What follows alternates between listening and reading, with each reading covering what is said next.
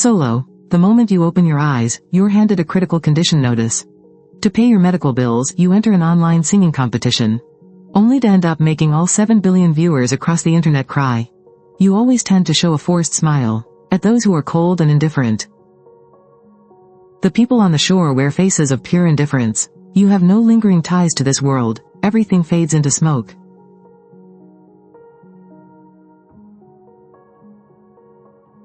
As a transmigrator named Zikin, you never imagined that you'd wake up in the body of a terminal brain cancer patient. After calming your nerves, you carefully sort through the memories of this new body, only to realize just how terrible your current condition is. You need surgery immediately, otherwise you have a year to live at most. But having been in the hospital for just a few days, you've already drained every last penny of your savings. The upcoming surgery and medical bills will cost another 500,000. Abandoned by your parents as a child, you grew up begging and working odd jobs just to survive. You don't have a single close friend to lean on, and your work life is a mess. Where on earth are you supposed to find 500,000 right now? Feeling utterly helpless, you let out a bitter laugh. A flicker of pure despair crosses your eyes. Is waiting for death really your only option? Just then, a notification pops up on your phone. Shocking news. Top streamer PD is hosting a massive online singing competition. The grand prize is a whopping 1 million. If you can sing, come join us. Seeing this, a tiny ripple of hope flashes in your eyes. But it fades just as quickly. Your singing skills are incredibly average at best. There is absolutely no way you could ever win that 1 million. Defeated, you close your eyes, ready to accept your grim fate. But suddenly, a familiar voice echoes inside your mind. Ding, detecting the host's depressive state. Please do not worry, your most loyal assistant is right here. You want to throw your head back and laugh out loud. But the severe depression deeply rooted in this body only allows a faint glimmer to reach your eyes. The system's voice rings out again. Congratulations, host, on receiving the beginner's gift pack. Reward, master-level singing skills, master-level vocal tone, and the entire music library from your past life on the Blue Planet. As a bonus, an automatic copyright registration feature for every song the host chooses to perform. The host never has to worry about copyright issues again. Now you even have the copyrights sorted. A genuine smile finally breaks through your pale face. Well, if that's the case, I might actually have a shot at that prize money. With that thought, you cast aside your hesitation and immediately sign up for PD's online singing competition. You pass the registration in no time, and a staff member invites you into the contestant group chat. Looking through the chat app, you see top streamers hanging out and spot the names of several heavyweights in the online singing community. It looks like that massive prize pool has drawn in quite a crowd. You instantly feel the pressure piling up. Just then, the group admin tags everyone, announcing that registration is officially closed. All confirmed contestants, please submit your song title, backing track, and lyrics to me. The preliminary rounds kick off tomorrow night at 7 p.m. We will randomize the performance order and notify each contestant. If you're not here, you automatically forfeit.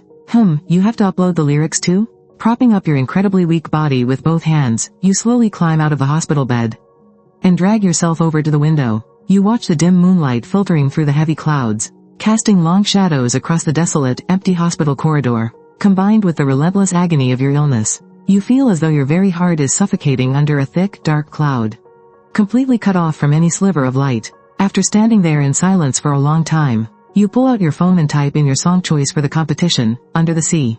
Early the next morning, the event staff messages you your competition details.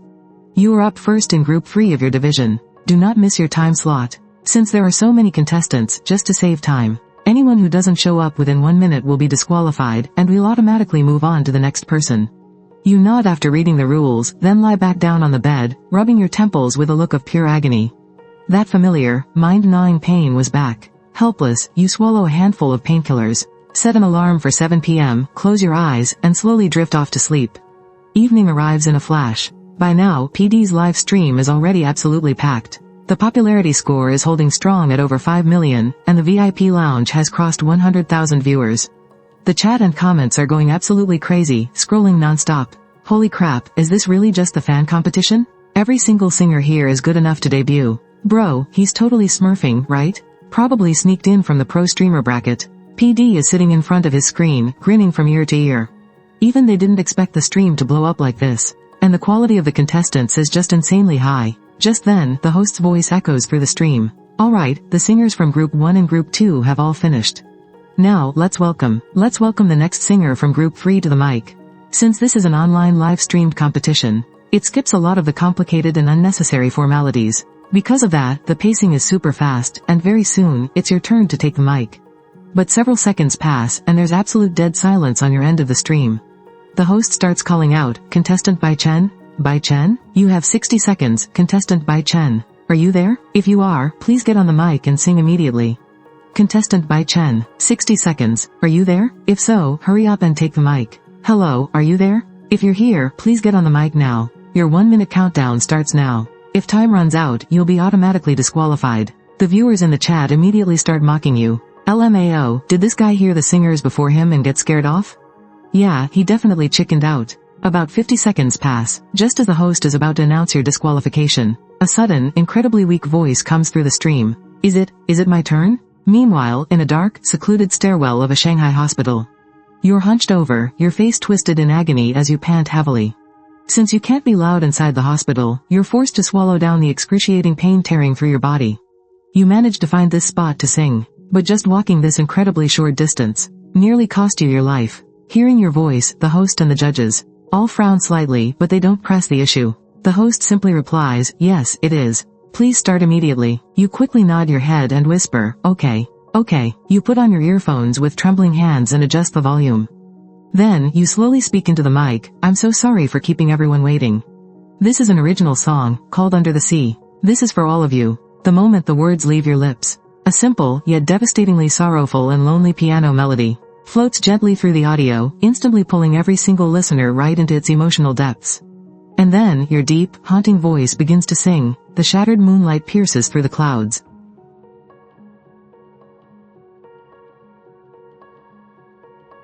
Hiding from the crowds, paving the ocean with silver scales.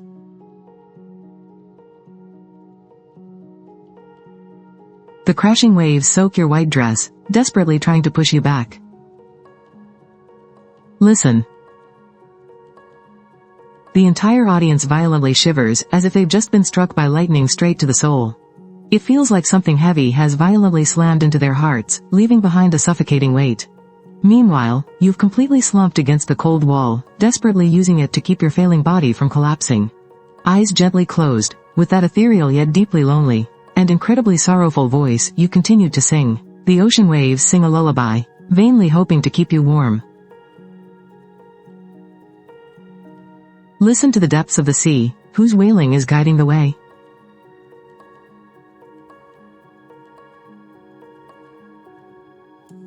Your soul sinks into the silence, where no one will ever wake you.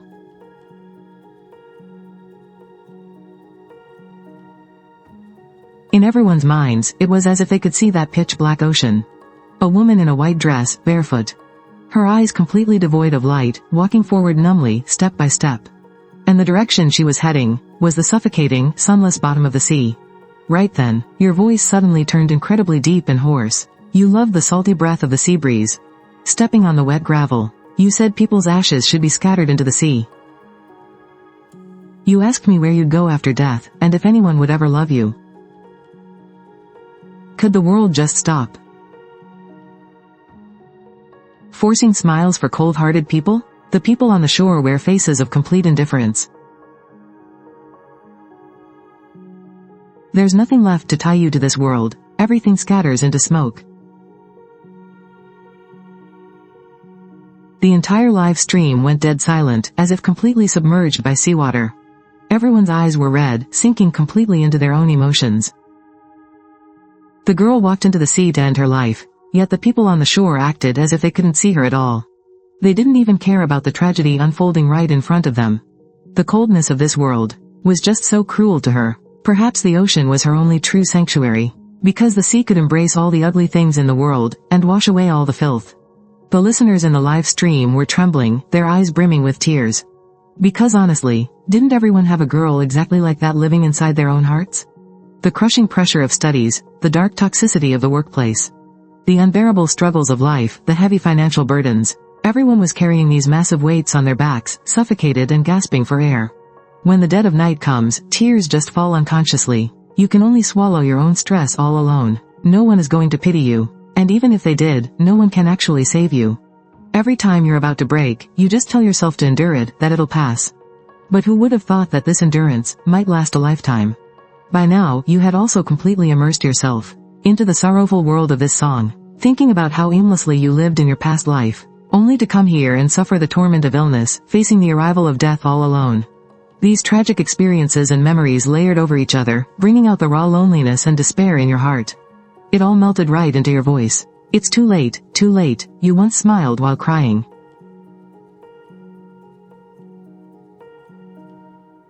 It's too late, your trembling arms. It's too late, no one is coming to pull you out.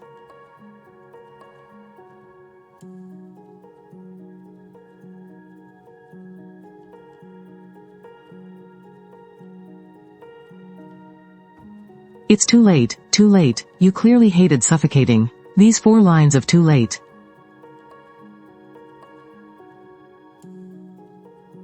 were overflowing with absolute despair and helplessness toward the world. The pent-up emotions of the viewers in the live stream also completely erupted with your cries of too late. The pain was overwhelming. The producer and the judges sat silently in front of the screen for a very long time.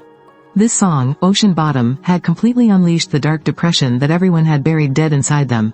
These emotions would pin them down, leaving them utterly paralyzed, exactly as if they were sinking in the pitch-black ocean depths, feeling nothing but endless isolation and the agonizing pain of suffocation. This heavy, eerie silence dragged on for a full 2 minutes before everyone finally snapped back to reality. At that moment, the host took a deep breath and spoke up.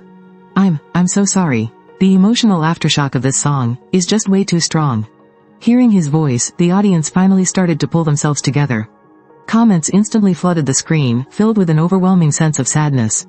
And after finishing the song, you just leaned against the hospital hallway's windowsill with your phone, staring blankly at the pouring rain outside, lost in your own thoughts. Meanwhile, the host hurriedly reminded the judges to give their scores. The contestant has finished his performance. Judges, you may now cast your scores. Audience members, you can also drop your scores right there on the screen. Our team backstage will tally them up. Mr. Park scratched his head and gave a wry smile. To be honest, I don't even feel qualified to judge this song. This contestant used a simple phone to deliver audio quality that rivals a studio CD. His vocal control is absolutely top tier in my book.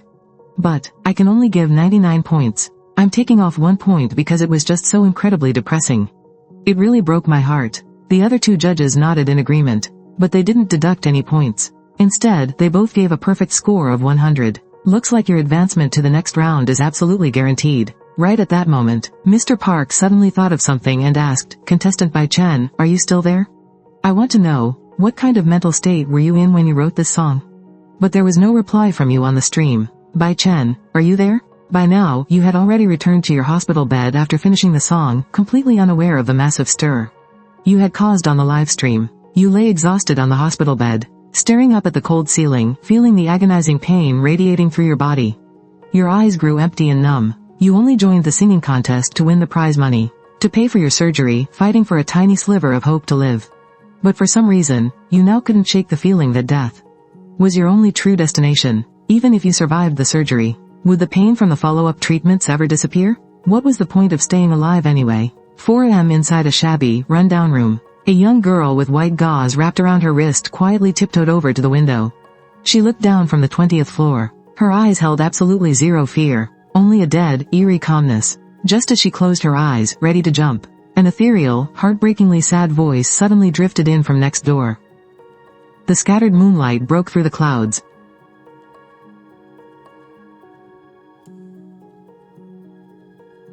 Hiding from the crowds, shining like scales upon the sea.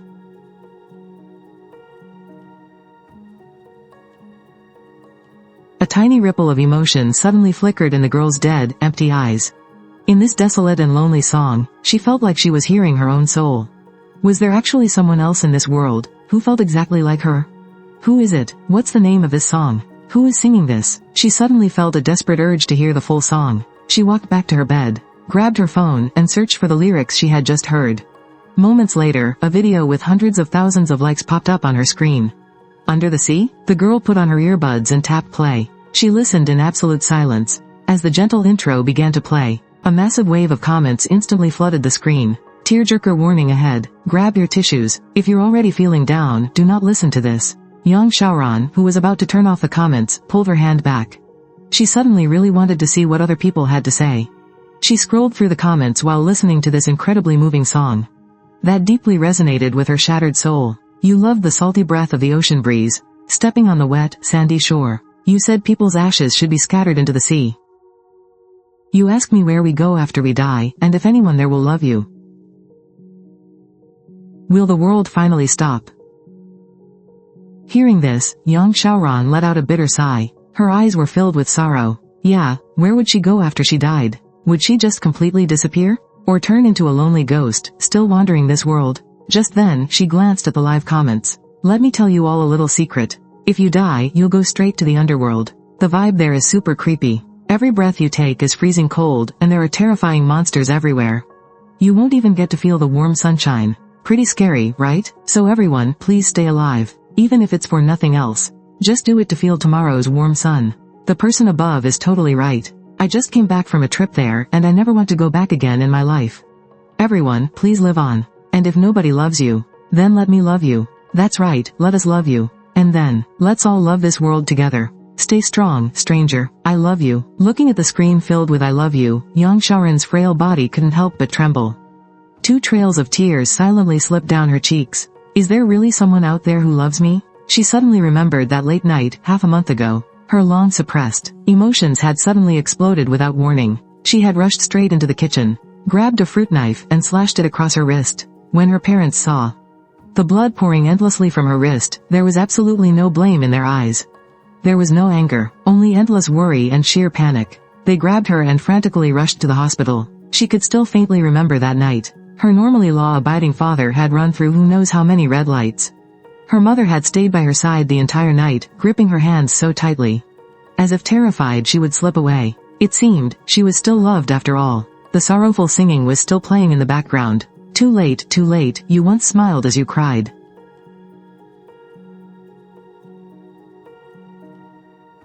Too late, your trembling arms. Too late, no one to pull you from the depths.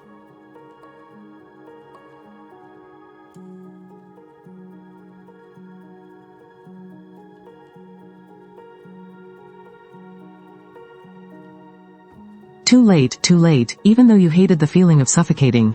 Hearing this part of the song. Another overwhelming wave of comments flooded the screen. Colorful comments of all different shapes and sizes were popping up. And right now, they were all echoing the exact same message. It's not too late. It's not too late, as long as you're alive. It is never too late. Seeing the screen completely packed with the words it's not too late. Yang Xiaoran finally couldn't hold it back anymore. With a loud sob, tears suddenly came pouring out of her eyes. All those emotions she had kept bottled up for so long were finally pouring out in this moment, just as she was hiding under her blankets, crying her heart out. An incredibly anxious voice suddenly came from outside her bedroom door. A middle-aged woman, her face pale with worry, came rushing inside. She hurried to the bed and pulled Yang Xiaoran into a tight embrace, gently patting her back. She kept comforting her, "It's okay. Ranran, I'm right here." Seeing the sheer worry in her mother's eyes, amidst all her crying. A small smile suddenly appeared on her lips. She wiped the tears from the corners of her eyes and whispered, "Mom. I'm a little hungry. Could we?" Hearing this, her mother's eyes instantly welled up with red. Okay, just wait right here, Ranran. Mom will. I'll go cook your favorite tomato and egg noodles right now." Yang Xiaoran looked at her mother's retreating back. Smiling through her tears, she quietly whispered, "Thank you." 2 days passed in the blink of an eye. Your song, Deep Sea, completely blew up all over the internet. It hit the top free trending spots on every major platform. The whole internet was dying to know just what kind of person you really were, to be able to write such a heartbreakingly heavy song. They wondered if you were battling depression yourself. There were even obsessed female fans, desperately digging up your personal info everywhere, just wanting to give you a big hug. To let you feel some warmth in this world. But stuck in the hospital, you were completely clueless about all of this. Ever since you got sick, you barely checked your phone anymore. Just looking at the screen for a little while gave you a splitting headache. Right now, you were sitting all alone in a quiet corner outside the hospital building, gently strumming the guitar in your hands. You had just exchanged for this guitar in the system a few days ago, along with a master-level guitar skill. But for some reason, whenever you plucked the strings and listened to the soothing melody, the agonizing pain in your head actually seemed to fade away. You weren't sure if it was just your imagination or what. Just as you were completely lost in the music, a loud, jarring ringtone snapped you back to reality. You picked up and found out it was the staff from the singing competition. It turned out the second round of the knockout stage was happening tonight. Hanging up the phone, you grabbed your guitar and stood up, heading back to your ward to prep your song for the match. Hey Xiao Bai, out for a stroll? As you reached the door of your ward, you noticed a weather-beaten, plainly dressed middle-aged man sitting on a chair. He was holding a cigarette between his fingers, and dangling a cheap bottle of Erguoto liquor in his other hand, waving right at you. This old man was Uncle Zhang, the diabetic patient who shared the same room as you. Uncle Zhang, are you really drinking again? Aren't you afraid Auntie will catch you? Uncle Zhang just chuckled. It's fine, your auntie went to handle my discharge papers. I haven't touched a drop in so long. Just satisfying my craving, it really hits the spot. Discharged? Catching your surprised look, Uncle Zhang suddenly cracked a bitter smile. I'm the one who doesn't want to stay here anymore. With that, he took a heavy swig of his booze, his face suddenly turning incredibly bitter. Even though your auntie tried to hide it from me, I already know the truth. It's not diabetes at all. It's early-stage pancreatic cancer. Your eyes widened in shock. For a moment, you were completely at a loss for words. After a long pause, you finally managed to ask, but, if it's in the early stages, there's still a chance to cure it, right? Uncle Zhang gave a helpless, bitter laugh. Early stage is still early stage. But I'm just a poor farmer. Where the hell am I supposed to get that kind of money for treatment? Instead of blowing it all, I might as well leave what little cash we have for my wife and kids. Plus, this way, I'll spare myself from the torture. Even if the surgery goes perfectly, I'd still have to go through chemo and all that crap. Lying half dead in a hospital bed, relying on everyone else to clean up after me. I'd rather take advantage of the fact that I can still move around. And go home to spend whatever time I have left with my family. Finishing his sentence, he stood up and gave your shoulder a gentle pat. I might have accepted my fate, kid, but you're still young. You've got your whole life ahead of you. Uncle Zhang really wants to see you live on. You have to keep fighting, okay? Don't you ever give up. With that, he turned around and walked toward the hospital's main gate. You watched Uncle Zhang's carefree yet heartbreakingly lonely silhouette, feeling a heavy, suffocating knot in your chest. Back on your hospital bed, your mind kept echoing the words Uncle Zhang had just said. A man who only wanted to live long enough to hold his future grandkids, all because he didn't have the money, was now forced to just sit and wait for death to knock on his door. No matter how much burning regret he felt deep down, no matter how overwhelming his despair was, he could only swallow it all down with a mouthful of cheap, bitter booze. Putting on a carefree smile, calmly walking toward death. Sometimes, life really is just that fragile. When tragedy strikes, all you can do is cherish whatever time you have left. Recalling Uncle Zhang's final words, "Is there really any hope left for me?" Letting out a heavy sigh, you pulled out your phone, found the stream's staff member, and typed out your song info. You hit send. Contestant, Zikin. Song choice, what can I use to keep you here? Meanwhile, the second round of the competition was in full swing. Every singer left in this bracket was incredibly talented. The host hopped on the mic and announced, "We're finally nearing the end of tonight's show. So without further ado, let's welcome our very last contestant. I bet most of you in the audience have been waiting for him all night. I know I have. I've even got my box of tissues ready to go. Let's hope he doesn't disappoint." Hearing the host's intro, the chat instantly woke up, a jolt of excitement running through the viewers. Woohoo, waited all night for this, finally. You ready, boys? It's time to bawl our eyes out, chat. Please give it up for our next contestant, Zikin. As you entered the stream, the viewer count shattered records once again. Slowly, your voice echoed through the speakers. Hey, everyone, I'm Zikin. Tonight, I'm bringing you an original song. It's called, "What Can I Use to Keep You Here?" The moment you finished speaking, a heavy, deeply resonant, and distant melody began to play. Right after, your low, almost feminine vocals drifted through the stream. Forget the cold wind slicing through the wound. Hey, you believed a life without pain or passion was enough.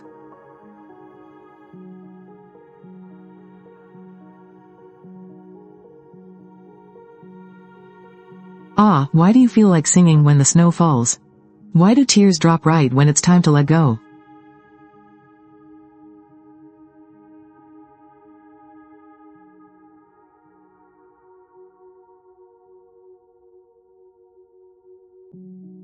Those 4 short lines of lyrics acted like a bullet, piercing straight through the listeners' souls. That familiar, heart-wrenching melody crashed into their hearts once again. Just like the lyrics sang, it felt as though they really had forgotten the pain they once endured for their dreams. They had bought into the idea of fate, compromising and surrendering to life. The song played on, one by one, walking past. Time and time again, starting over. Time and time again, letting go. Fading away, sound by sound. Flashing by, scene by scene, bringing a stinging pain. To me, at the exact same time, Yang Xiaoran, the young girl who was previously on the verge of ending her life, sat quietly in her room, listening to your voice. For some reason, she could always find a sliver of comfort in your singing, washing away the restless depression inside her. Meanwhile, you kept your eyes closed, pouring your entire soul into the music. Because we bask in its brilliance. You say, don't love it, yet you can't bear to let go.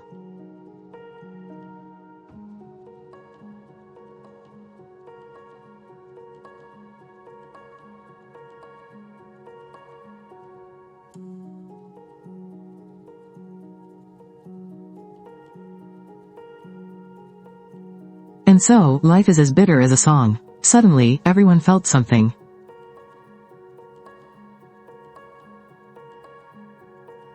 explode within their minds, leaving them entirely spellbound for a second. The subject in the lyrics was actually about life itself. Basking in its brilliance is only temporary, and enduring its decay is just as fleeting. Throughout this long yet painfully short lifetime, life selflessly hands out the highest peaks of joy, but ruthlessly demands tears of absolute despair. But if you never endure the rot, how could you ever truly appreciate the brilliance? That is the essence of life. The very next second, the faint beating of the drums suddenly grew firm and urgent. Watch the sea of flowers bloom. Do you want to see the swallows return, if they never come back?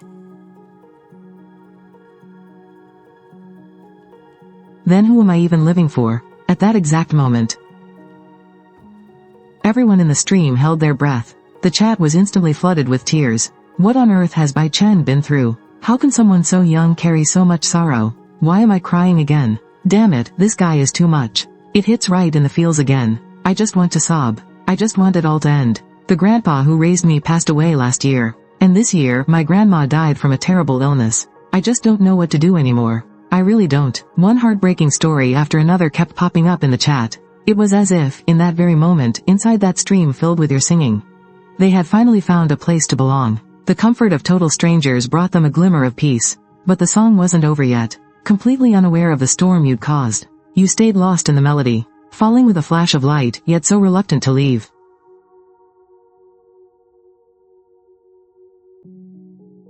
Oh, life is as dazzling as a song. You must live to see the flowers bloom, you have to wait for the swallows to return.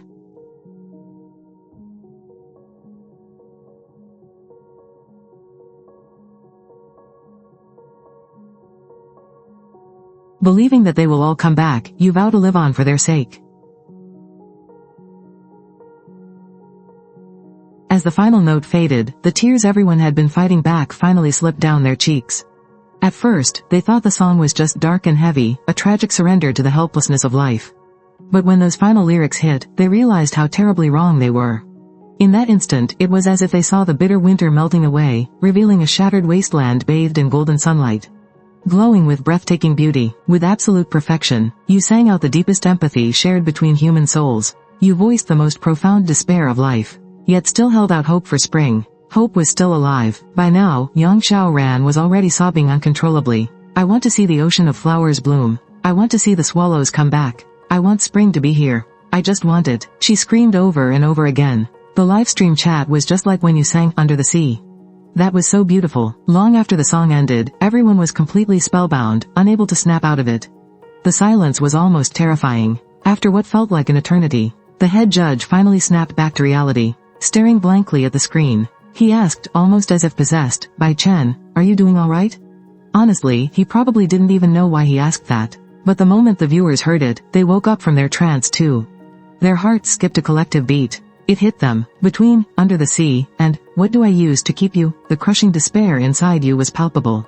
The pure longing, the pleading, the endless regret. What the hell was going on with you? Were you actually okay? Meanwhile, you were still hiding out in that deserted hospital corridor. Hearing the judge's question, you froze for a second. You glanced down at your hospital gown, let out a bitter little laugh, and mumbled, I'm doing fine.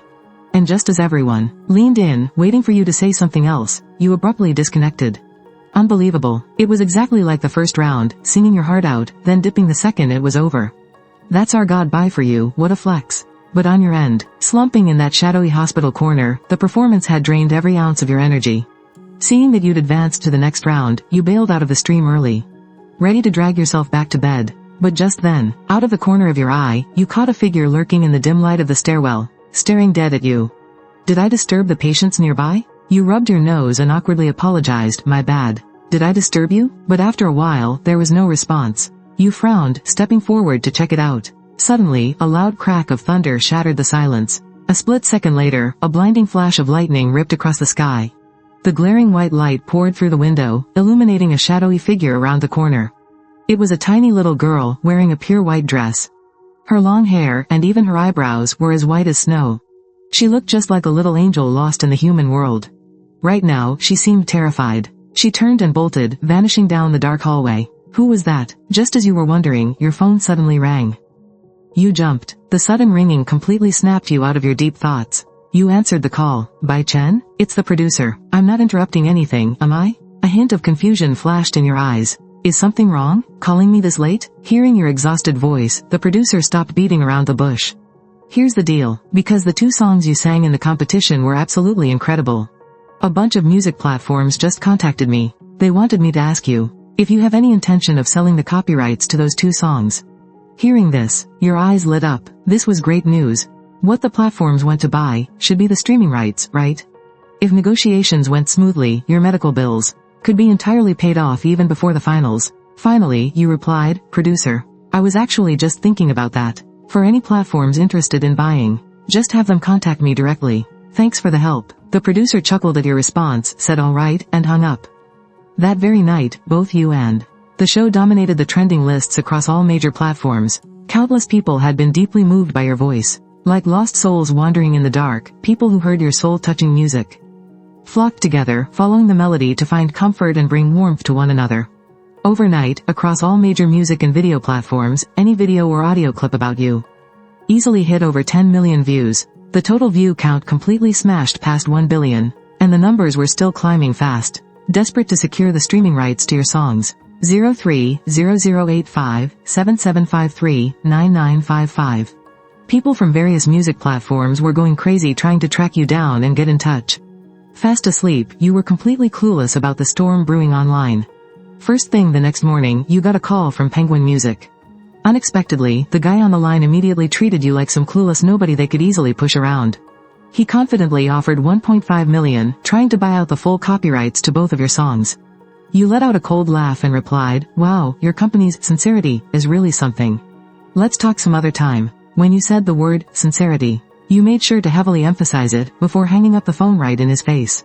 Did they really think you were born yesterday? As expected from a company run by Ma Wa-Teng, they really are a bunch of bloodsuckers. 1.5 million for the total buyout of 2 hit songs? That's just completely ripping people off. Even if you desperately needed the cash right now, there was no way you'd sell yourself that short. Besides, there would definitely be plenty more people reaching out soon. Thinking about this, you stretched your arms and got up, ready to head out for a walk. You walked right into your attending physician, Director Lee's office. "Are you ready? Then you go get your tests done first. Once everything comes back clear, we'll try to get your surgery scheduled before the end of this month." "All right, thank you, Dr. Lee," you say with a serious expression. Dr. Lee nods and smiles. "Don't worry, you're still young. The tumor hasn't spread yet. The success rate for the surgery is very high. Keep your spirits up and your body will be much stronger." Hearing this, you crack a smile too. "Got it. Thanks again, Dr. Lee." After walking out of Dr. Lee's office, you instantly feel a wave of relief. The heavy boulder that's been weighing on your chest is finally lifted halfway. You lean against the windowsill in the hospital corridor, looking up at the warm sun in the blue sky. The corners of your mouth curl up slightly, revealing your very first genuine smile in a long time. A moment later, your phone rings again. Looking at the caller ID, you hesitate for a few seconds before slowly pressing the answer button. "Hey, Mom, you little brat, do you even remember you have a mother? Do you know how long it's been since you called me?" Hearing her voice full of loving complaints, your heart can't help but feel warm. You were abandoned by your parents when you were little. The year you started working at 12 years old, you were delivering goods on an empty stomach. You unexpectedly passed out from sheer hunger right at her house. Kind-hearted as she is, she rushed you to the hospital and took wonderful care of you. Later, after learning about your tragic background, she even took you in as her godson. As long as she's around, she is your mother. This is also the one driving force that has kept you going until today. You still have family. It's a single-parent household. You also have a beautiful older sister. They treat you exactly like their own flesh and blood. To you, they are your guardian angels. That's why, all this time, you haven't spent a single penny of theirs. You never wanted money to ruin this hard-earned family bond and warmth. So even when you were diagnosed with brain cancer, you kept the bad news to yourself. You didn't want them to worry, and you certainly didn't want to be a burden. Then, you let out a helpless chuckle. Come on, it's not like that. I've just been really busy lately. You hear your mother sigh heavily on the other end of the line. Busy is fine, but you absolutely have to take good care of your health. Don't always try to tough it out alone. If you ever need anything, just ask me or your sister. We are family, after all. Hearing this, a sudden warmth floods your chest, and your eyes start to well up with tears. I know, Mom. Thank you both. I will. You make sure to take care of yourself too. She nags affectionately for a bit longer before hanging up, making you feel even more hopeful. Just as you are about to head back to your hospital room to prep your song for tonight's competition. Suddenly, your brain buzzes violently, followed by a piercing ringing in your ears. The whole world starts spinning, and your vision rapidly blurs. Waves of nauseating sickness wash over you. And then, a sharp, needle-like agony strikes deep inside your head, a million times stronger than ever before. You can't hold on any longer, and your entire body collapses onto the floor. You clutch your head with both hands, clenching your jaw shut as hard as you can. Who knows how much time passes before the horrifying sensation finally begins to fade. You gasp heavily for air, looking down at your shirt, which is now completely soaked in cold sweat, showing a hint of confusion. Wait, did I forget my meds today? No, I think I took them. You try so hard to remember, but it feels like that memory has completely vanished. You just can't remember. Maybe it's because I've been singing and moving around so much these past 2 days. And just haven't rested well. With that, you slowly lean against the wall and push yourself up. Then, you drag your feet, slowly making your way back to your hospital room. Time flies by. Before you know it, it's evening. The PD music competition is about to begin. The live stream opens early, and even before the show starts, countless viewers come flooding in. Soon, the host grabs the mic and announces that round 3 of the knockouts has officially begun. Then, they announce tonight's very first contestant. Let's give a warm welcome to our first singer, Bai Chen. He'll be performing his original song, Drown Your Sorrows. The chat instantly goes wild. Whoa, he's up first? But right then, your voice suddenly cuts in. I'm so sorry. To the judges and directors, is it okay if I change my song? The whole crowd freezes. Your sudden request leaves absolutely everyone speechless. Especially the organizer, PD. If anyone else had asked for this, he would have said no in a heartbeat. After all, his show is currently the most popular competition out there. Every single minute wasted costs them massive traffic. But surprisingly, with you, it's not a problem at all. In fact, it just makes the stream even more hyped. Because the viewers? They're all here for you. Every little thing you do is the center of attention. Once they agree, you quickly send the new lyrics and the backing track to the staff. While waiting, PD seizes the chance to chat with you. By the way, Bai Chen, what made you decide to join our show? Honestly, this is exactly what the viewers have been dying to know. As far as they can tell, you aren't a music streamer, and you aren't a pro singer either. You just popped out of nowhere. Yet, your songwriting and vocals are unbelievably professional. Hearing this tricky question, you think for a second. Then you reply, well, I saw there was prize money, so I signed up. Everyone freezes. And then, the chat absolutely explodes. He's too real for this. Hearing your answer, PD can't help but laugh out loud. Bro, you really know how to kill a conversation. Anyway, did you get the audio gear I sent you? Yeah, the hospital in Shanghai is pretty close to me. I just picked it up. Thanks so much, PD. Right then, PD suddenly remembers something. He asks, you told me you just had a cold. Why are you still stuck in the hospital after all these days? Nothing serious, right? You quickly brush it off. No, I'm completely fine. It's just a little bug. Won't affect a thing, I promise. Even though you say that, PD can still sense that something is definitely off. But since you clearly don't want to talk about it, he doesn't push any further. The viewers, though, start flooding the chat about it. A cold? In a Shanghai hospital for days? And he's sung 2 incredibly heartbreaking songs. Does he have some kind of terminal illness? Right at that moment, the host jumps back on the mic. Alright, the new track is locked in. Bai Chen, whenever you're ready, take it away. The stage is yours. At this moment, you are still leaning against the cold hallway wall, gazing at the soft moonlight spilling through the window. You give a soft, faint smile, and whisper, the song I'm bringing to you all today is dedicated to someone special. She is the most beautiful woman in the world. The song is called One Meat, One Veggie. Just as everyone was surprised that you were actually singing a love song today. A beautiful, gentle piano melody drifted through the air, and then we heard it. Your deep, magnetic voice, so full of stories, began to sing, sunrise, then sunset. Deep, deep into the night. On a small square table, there's one meat, one veggie.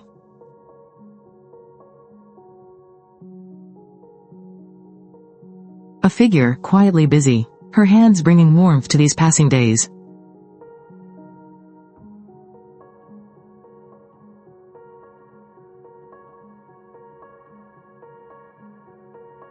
Carried by that hauntingly beautiful melody, your voice pierced right through. Straight into the hearts of the audience, like an arrow released from its bow. They could almost picture it, inside a warm, cozy little home. A slightly hunched figure, busy working away in the kitchen. Oh, how vast the sky. And out on the little wooden table in the living room, laid out were all their favorite home-cooked meals. And wasn't this exact scene the very place they once tried so desperately to escape, yet now, is the only place they dream of returning to? That's when it hit everyone. This wasn't a love song after all. And the most beautiful woman in the world isn't a lover, it's Mom. Your voice kept singing, those who are too young are never satisfied, so stubbornly refusing to stop their footsteps from wandering far.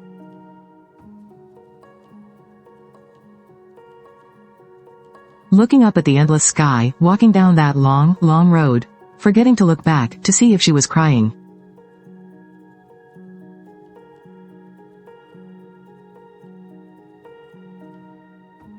Hearing those words, most of the audience completely broke down. They tried so hard to fight back their emotions, but no matter how much they held it in, all it did was open the floodgates to a tidal wave of memories and uncontrollable tears. How many people, when they were young, left home without a second thought to chase their dreams? But how many ever stopped to look back at how young she used to be? By the time you finally want to look back, she's already grown old. You always think you have all the time in the world, but just look at her wrinkles. And then you realize, time slips away so fast. Just then, your incredibly gentle voice drifted through again. The moon is bright, the breeze is light. Is that you, knocking gently at my window?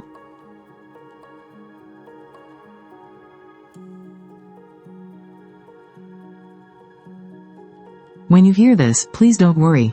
I'm actually doing just fine.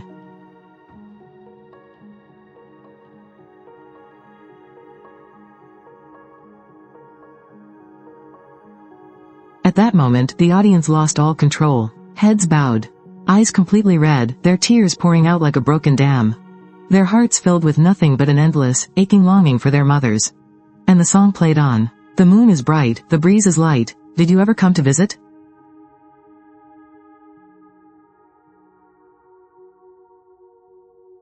It must have been you in my dreams, you were just too careful when you came.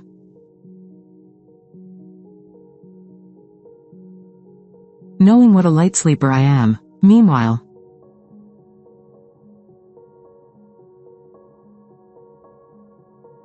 in an incredibly run-down rented room, a young man sat listening to your voice on the live stream. He was biting his lip so hard it almost bled, desperately trying to fight back his tears. He picked up his phone and made a call. What is it, son? Are you out of money again? Oh, you silly boy. You only ever remember to call your old mom when you're broke. How much do you need? I'll transfer it to you in a bit. That warm, familiar voice came through the speaker. With red eyes and a choked-up voice, the young man managed to say, Mom. It's nothing, I just heard a song and, I really miss you. The other end of the line went dead silent for a few seconds. Then, a slightly trembling, choked-up voice answered, Son.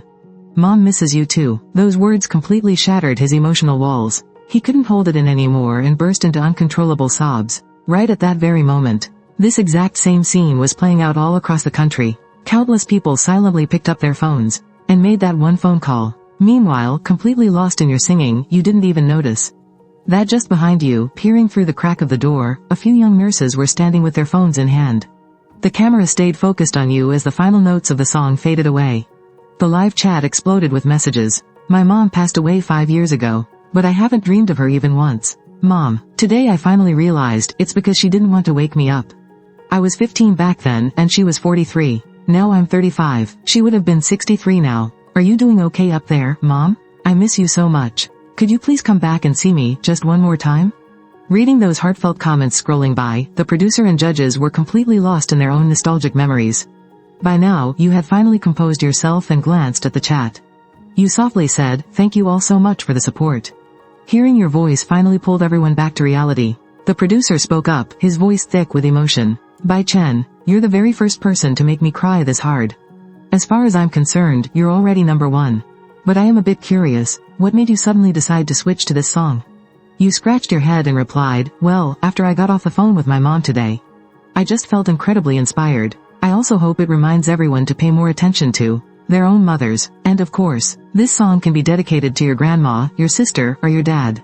Anyone who holds a special place in your heart. Cherish the people around you. Don't wait until they're gone to realize how much they mean to you. Once the 3 judges finished their heartfelt feedback, it was time to move on to the scoring. You offered a faint smile. To be completely honest, advancing in the competition didn't really mean much to you anymore. Now that the song had gone completely viral, the royalties from just a single track would be more than enough to cover your surgery. But of course, you still had to keep on singing, because staying in the spotlight was absolutely crucial when you needed money. It was your ticket to giving your mom and sister a much better life. Seeing your score come in as high as ever, you smiled, hopped off the mic, and got ready to head back to your hospital room to rest. But you never expected what would happen the very moment you stood up. The whole room violently spun around you, accompanied by a sharp, relentless sensation of needles violently piercing your skull. It was happening again, just when you thought you could grit your teeth and push through it like you did earlier today. The very next second, a blinding agony erupted. It felt like every single bone in your body was being brutally scraped by jagged blades. What the hell was happening? Earlier today, it was just a bad headache. Why was your entire body screaming in pain now? A deep sense of dread washed over you. Something was terribly wrong. Clenching your jaw, you desperately forced yourself up, trying to drag your body somewhere you could scream for help. But the moment you moved even a fraction of an inch, it was like touching an exposed live wire. The sheer agony shooting through your body multiplied 100-fold. You couldn't even choke out the word help. A second later, your vision aggressively pitched black, followed by a heavy thud. You completely collapsed onto the cold floor, lying utterly motionless. Meanwhile, right outside the emergency room at Modu Hospital, a few nurses were pacing around, waiting anxiously. Bai Chen is going to be okay, right? Goodness, that practically scared me to death just now. Thank God we hadn't gone too far away. As it turned out, these nurses were the exact same ones who had been secretly filming you through the door earlier.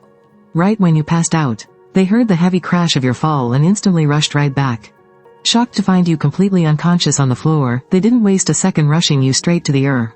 But what absolutely no one realized in that chaotic moment was that in a dimly lit corner not too far away, a little girl with striking white hair was cautiously peeking out.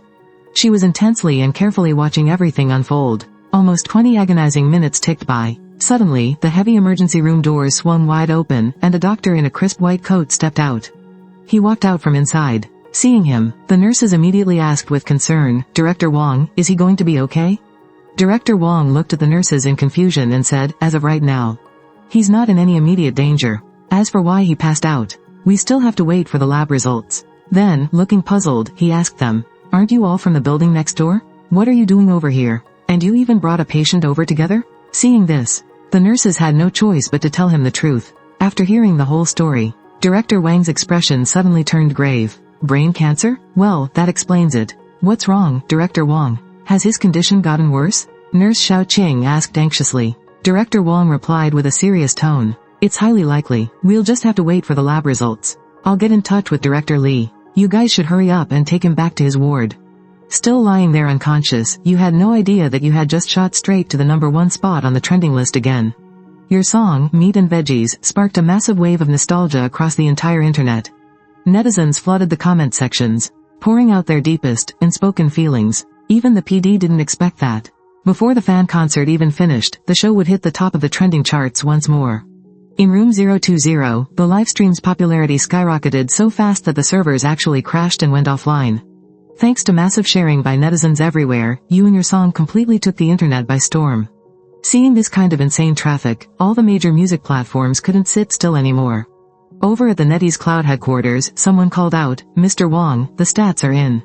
It's only been 5 hours, and the play count has already smashed past 1 billion. And it's still climbing. His other 2 songs are doing incredible numbers too. They've both reached over 2 billion streams." A young assistant was eagerly reporting the numbers to the general manager.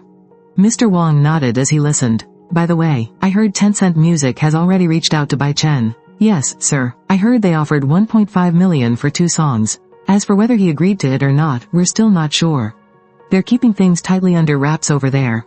Mr. Wong frowned. 1.5 million for the streaming rights to 2 songs? Since when are they so generous? "Mr. Wong, it looks like they want to buy the full copyrights to the songs," the assistant quickly chimed in.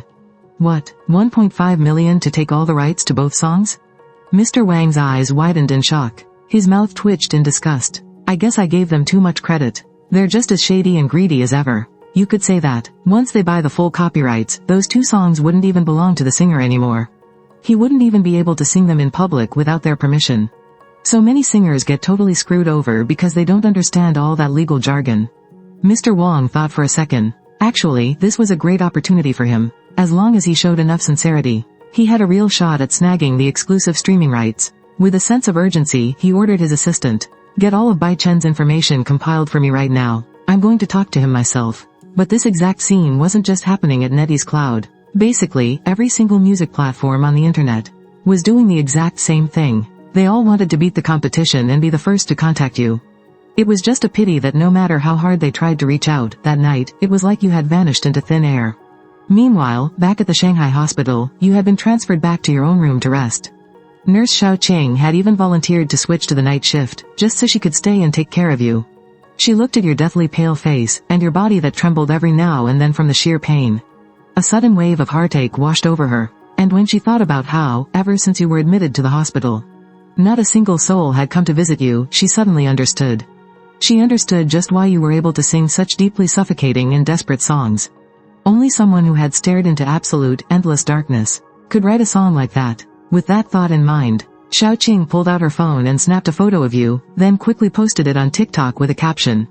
"Praying for you. The sea of flowers is still waiting for your bloom. The swallows are still waiting for your return. You will definitely get better. Stay strong." Not long after she posted it, the comments flooded in with warm wishes. Looking at all those messages, Xiao Qing offered a gentle smile. Even she wasn't sure why she did it. Maybe she just wanted to pray for your safe recovery. Early the next morning, sunlight streamed through the window and landed softly on your face.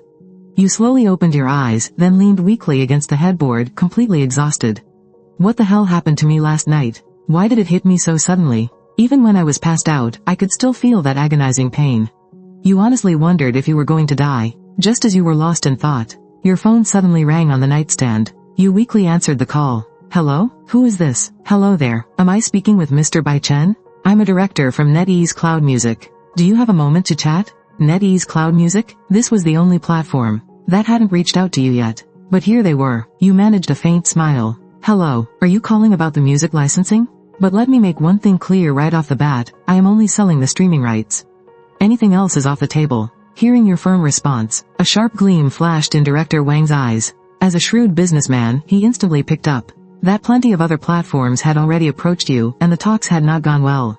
So he let out a hearty laugh. "Haha, spot on, but don't you worry, I'm only after the streaming rights. We won't touch your full copyrights at all." Hearing that, you gave a small nod. "Alright then, let's hear your offer." Director Wang didn't beat around the bush either. He cut straight to the chase. "We've drawn up 2 different contracts for you. The first one offers 1.5 million for the streaming rights to your 3 songs. However, any future revenue wouldn't be shared with you. The second option offers 3.5 million for the exclusive streaming rights to your 3 songs. And you would get a 10% cut of all future revenue." Hearing his offer, you nodded thoughtfully. Honestly, both offers were pretty damn good. Especially the part about future revenue. You knew perfectly well that once a platform secured exclusive rights, they wouldn't just make money from VIP subscriptions or song purchases. They could license the tracks out to other platforms, karaoke bars, movies and TV shows for massive profits. 10% of all that was a seriously huge cut. It was clear as day, these guys had come to the table with genuine sincerity. Realizing this, you stopped dragging your feet. You gave a firm nod, and replied, "About that second contract, do you have the actual documents I can look over? If everything checks out, I look forward to working with you." Hearing that, Director Wang couldn't hide his excitement. He laughed. "Absolutely, not a problem at all. Don't worry, I'll send the digital contract over to you in just a bit. Take a good look at it. If everything's fine, we can go ahead and sign it right away." 30 minutes later, you put down your phone. Rubbing your head, you found the contract simple and clear. There were no vague clauses. Seeing the digital signature option, you didn't hesitate anymore. You just went ahead and signed your name digitally. A smile crept onto your face. Finally, the surgery fees were sorted out. Just as you were wondering if you should go out and treat yourself to a nice meal today, Dr. Lee suddenly walked in, looking incredibly solemn. Seeing him come in, you quickly sat up and asked, "Dr. Lee, is the surgery all scheduled?" A glimmer of joy was hiding in your eyes. Hey, just stay in bed. I'm just here to ask you a few questions." Dr. Lee walked up to your bedside, completely ignoring your question. Before you could even speak, he asked, do you have any family members around here?" Looking a bit confused, you replied, "My mom and sister are back in our hometown. It's just me here. I heard you suddenly passed out in the next building last night, is that right?" What exactly happened then? Following that, you described how you were feeling right before you fainted. Hearing this, Dr. Lee nodded thoughtfully, but didn't say a word, looking at him deep in thought. You couldn't help but ask, Dr. Lee, when can I have my surgery? A flicker of hesitation crossed Dr. Lee's eyes. Then, forcing a smile, he said, soon. We just need to keep you under observation for a few more days. I heard from the nurses that you have a really lovely singing voice. You should just sing right here in the ward from now on. There's no need for you to wander off so far all by yourself. Watching Dr. Lee hesitate and keep changing the subject, you started to realize that something was terribly wrong. You had already done your pre-surgery exams a few days ago. Logically, the results should be out by now. If everything was fine, you would have been on the operating table ages ago. Besides, you could sign the surgery consent forms yourself. Why was he asking for your family? Just as Dr. Lee told you to get some rest and turned around to leave. You furrowed your brows, took a deep breath, and gathered the courage to call out to him. Dr. Lee, please, wait. If there's something wrong, just tell me straight. You don't need to hide it from me. Hearing your voice, Dr. Lee stopped in his tracks. He turned around and looked at your pale face. After a moment of heavy silence, he walked back over and pulled out a lab report from the folder in his hands. It was your pre-surgery test results. He hesitated for a second, before handing it to you, speaking slowly. Your current condition isn't suitable for surgery. The cancer cells in your brain have spread, and they're spreading very fast. The once bright and sunny sky outside was suddenly swallowed by thick, gray clouds, hanging heavy in the air, feeling as though the sky itself was about to collapse, making the entire world feel unbearably suffocating. After being told the harsh truth about your illness, you just stood by the window, completely emotionless, staring blankly outside. The drizzling rain pattered down, and you just let the freezing wind brush against your face. According to Dr. Lee, the cancer cells in your brain had already spread to your spinal canal and even down your spine. If you wanted the surgery, you first had to go through chemotherapy and radiation to suppress or wipe out the spreading cancer cells before surgery could even be considered, and even then, they couldn't remove it all. Now, you had two choices. You could either follow that treatment plan. We could gamble on chemo first, then surgery. If we're lucky, we might be able to remove part of the tumor. You could live for a few more decades, but it would leave you with some pretty severe long-term effects. If we're unlucky, you could end up in a coma or worse, pass away. The second option is spending a fortune just to buy time. Relying on all sorts of high-end life support and meds, you might be able to walk around normally for another year or two. Maybe a little longer if you're lucky. But anyway, no matter how you look at it, a complete cure is totally out of the question now. Faced with this sudden, devastating news, you didn't even know whether you should laugh at how cruelly fate was toying with you, or just break down crying over how incredibly unfair it all was. You had clearly seen the glass door of hope. You had even walked right up to it. But just as you reached out to pull it open, the entire door shattered into pieces in an instant. Shards of glass filled the air. It was just so utterly crushing. For the next few days, you didn't do anything else. You just sat there, like a hollow shell with no soul left, staring blankly out the window, just listening to the rain. During that time, Dr. Lee and a few nurses came by to comfort you, but you'd just give a soft smile and tell them you were fine.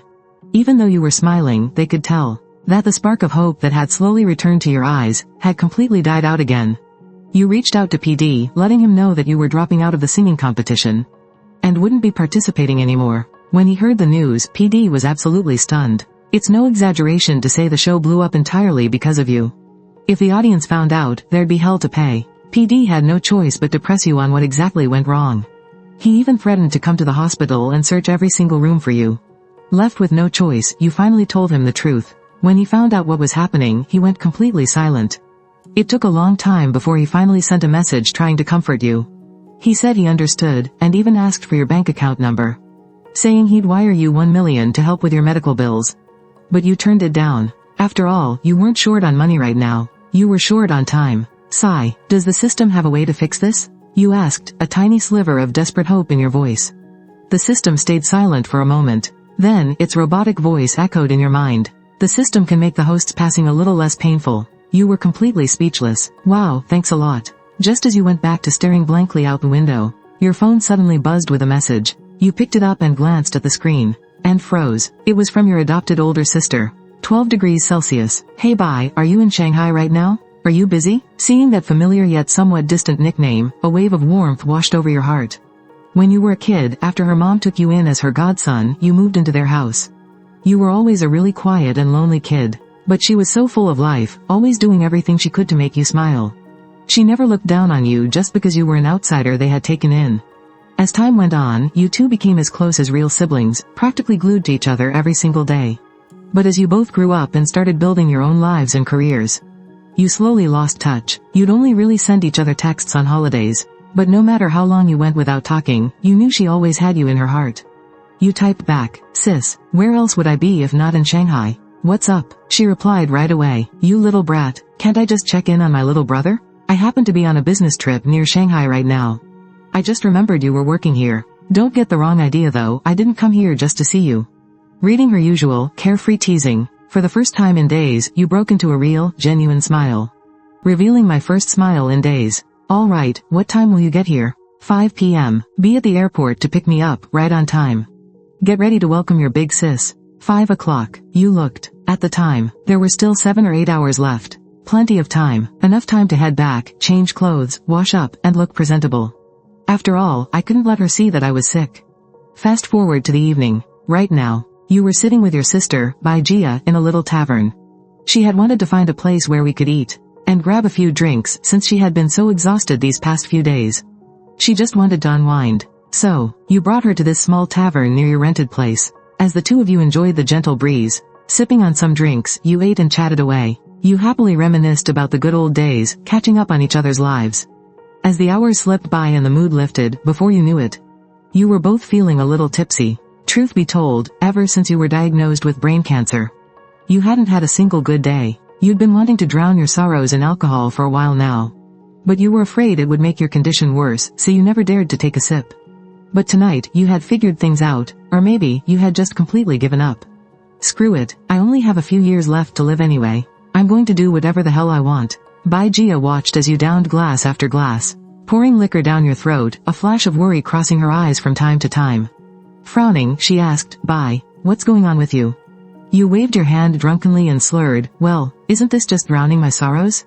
Hearing this, Bai Jia's face grew dead serious. "No, you're definitely hiding something from me, kid. Spill it, what's wrong?" Faced with her interrogation, you lowered your head, messing up your hair in absolute frustration, wanting to speak but unable to get the words out.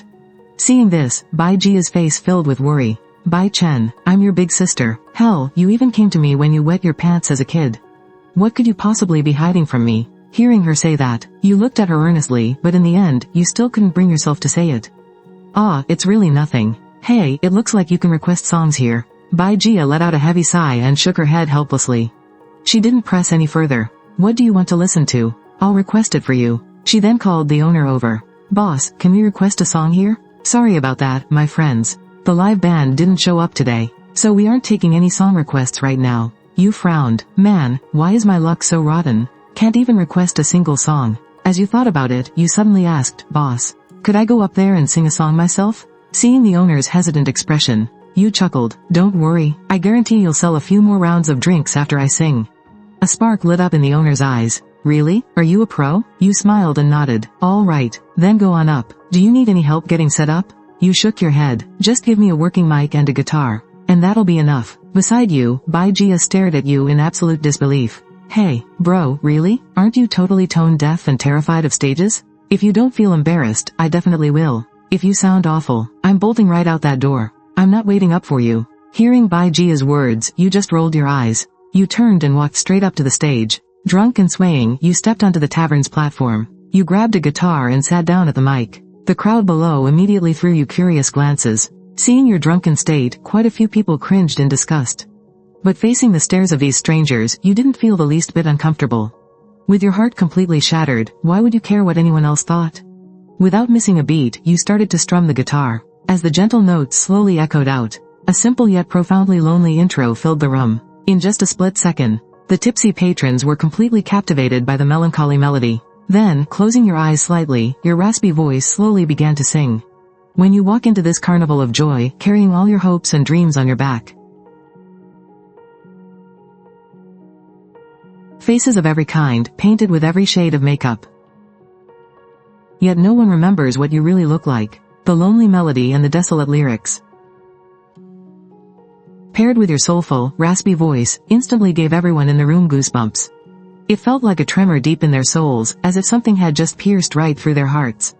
The song drifted on. After 3 rounds of drinks, you sit in the corner. stubbornly singing a bitter song, listening to it drown in the endless noise. You raise your glass and say to yourself, as the lyrics build up line by line. They perfectly mirrored the exact scene playing out in the tavern. Some people were clinking glasses with friends, while others sat completely alone in the corners, downing their drinks in one gulp. Then, the chorus hit. Here's a toast to the sunrise, and a toast to the moonlight. Waking up my yearnings and warming the bitter cold, so I can fly against the wind, never looking back. Unafraid of the rain in my heart, or the frost in my eyes. Here's a toast to my hometown, and a toast to the distant unknown. Guarding my kindness, pushing me to grow, so the winding roads will never feel endless again. And my soul won't be left wandering anymore, the very moment that chorus hit, ANC. Everyone felt a sudden, electrifying shiver run right down their spines.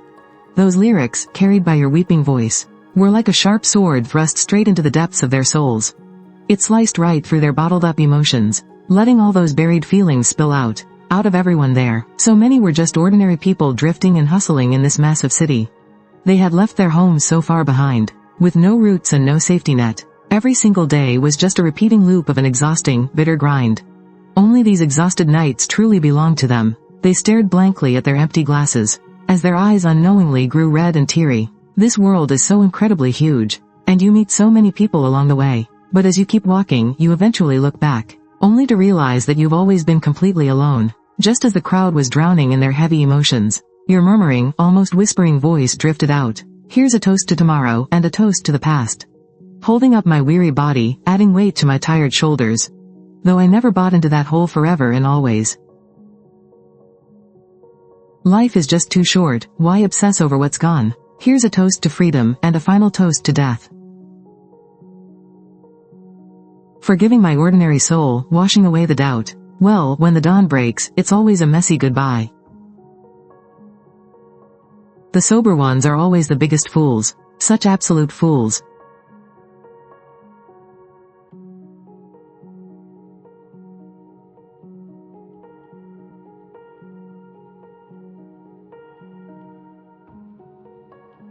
Your voice no longer sounded purely broken and sad. Now, it carried a tiny trace of letting go. It was that kind of bitter relief you get when you finally just accept reality. And in that very moment, every single person in that tiny tavern froze completely, as if they had been turned to stone. These 8 glasses of liquor, each toast hitting harder than the last. Each one more bitter than the last. Down in the audience, Bai Jia, watching your lonely silhouette under the spotlight, felt her heart ache like it was pierced by needles. It hurt so much. She could feel that no matter how intensely the light shined, it could never chase away the darkness in your heart. Little brother, what in the world happened to you? Meanwhile, the audience just sat there, completely stunned. They were so lost in your voice, they couldn't even snap out of it. Everyone's emotions were amplified by the alcohol. It was like they were seeing their own lonely, exhausted selves still forcing themselves to push forward. By the time the crowd finally woke from their trance, erupting into cheers and applause, they realized the stage was already completely empty. By then, you and Bai Jia had arrived downstairs at your apartment. Neither of you had said a word on the way back. Bai Jia kept stealing glances at you, seeing the lifeless look in your eyes. Her heart throbbed with a dull pain. You suddenly broke the silence. Hey, sis, just crash at my place for the night. I'll take the couch. But Bai Jia politely turned you down, saying she already booked a hotel room. She just told you to get some good rest. You didn't push it. You guys said your goodbyes and parted ways. Back in your apartment, you took a nice, hot shower.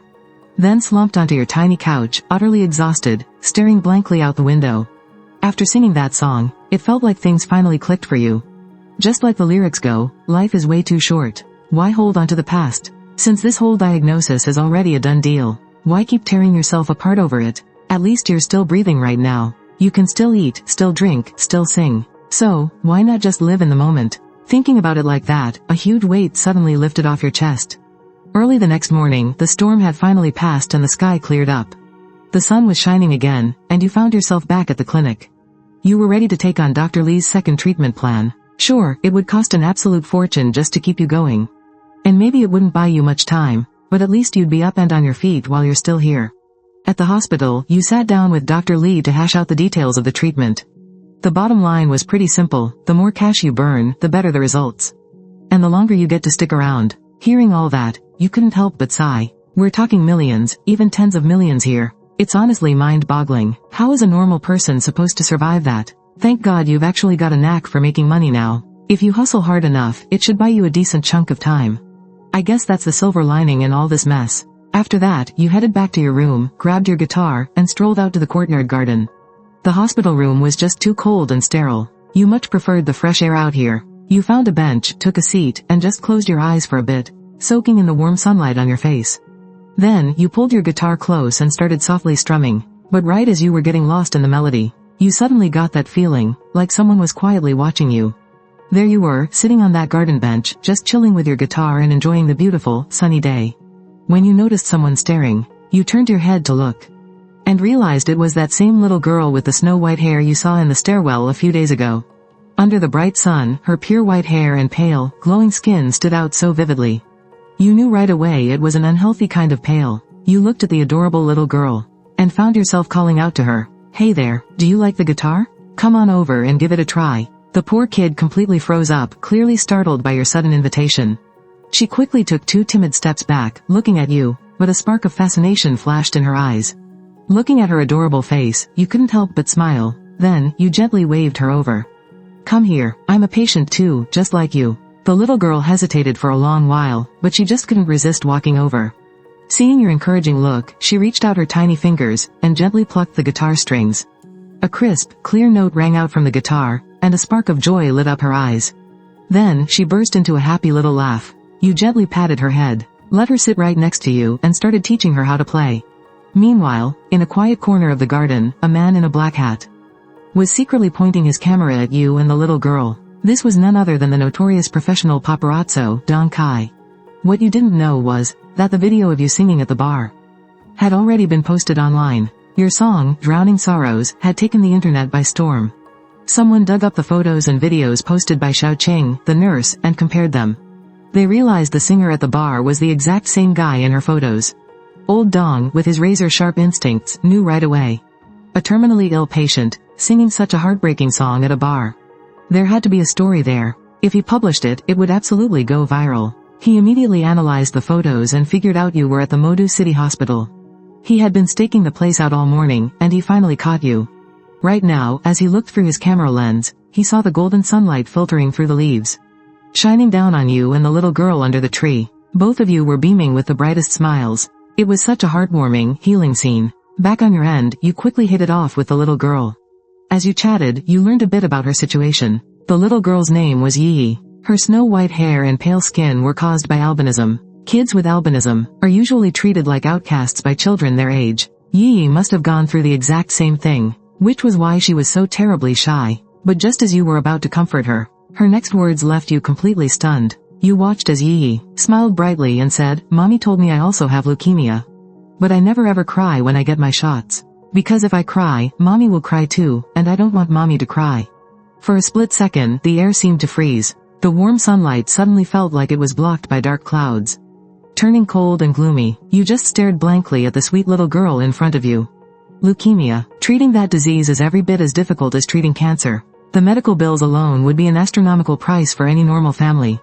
And even if you had the money, you still might not find a matching bone marrow donor. Thinking about all this, your nose stung as tears welled up. Why would God be so incredibly cruel to a little girl? Albinism was already enough to make her suffer. And now, he gave her leukemia, a disease with such a terrifyingly high death rate? Just why? But in that moment, you completely forgot that you were a terminally ill patient yourself. Over in the corner, the paparazzo old Dong suddenly felt a heavy sadness wash over him. The hands holding his camera began to tremble, and his eyes even grew a little red and teary. He had heard your entire conversation, and in that very moment, he suddenly felt that the beautiful photo he had just taken wasn't so picture-perfect anymore. Instead, it carried a heartbreaking sense of sorrow, because the two people in that photo, one was a young man dying of brain cancer, and the other was a little girl suffering from albinism and leukemia. Just as you were thinking about singing a song for her, a sudden, incredibly frantic shout broke the silence. "Yi, what are you doing all the way out here?" You looked up to see a woman with a tired, weather-beaten face rushing over. "I rushed right over. I'm so sorry about that. Young man, my daughter didn't cause you any trouble, did she?" I'm really so sorry. Seeing Yi playing with the guitar in your hands, she thought her daughter's playfulness might have bothered you. You looked at this woman carrying all those heavy bags, smiled, waved your hand, and said, "Oh, not at all. I was the one who invited Yi over to play." Beside you, little Yi pouted her lips and chimed in, "I didn't run off. I just came to listen to my big brother sing. He's the big brother I told you about, the one with the really pretty voice." The woman looked at you and said, "Ah, so it's you. I've kept hearing Yi say how wonderfully you sing. I just didn't expect you to be so young." You smiled and nodded. Then, the woman affectionately stroked Yi's little head. "Mommy knows you love listening to him sing, but we're checking out of the hospital to go home now. We probably won't be coming back here. If you really like your big brother, you should go ahead and say goodbye." You noticed a fleeting flash of sorrow in the woman's eyes. You frowned, suddenly asking, "Wait, ma'am, you're leaving the hospital? But wait, is Yi completely cured?" Knowing exactly what you meant, the woman let out a heartbreaking, bitter smile. She replied, "How could it ever be that easy? Just to find a suitable bone marrow match for Yi. I've already quit my job and sold our house back in our hometown. Her dad passed away early, too. Honestly, I could probably push through a little longer. But the doctors said, if we can't find a match, my little girl only has 2 months left. They told me to take her home, so she doesn't have to suffer in this hospital anymore."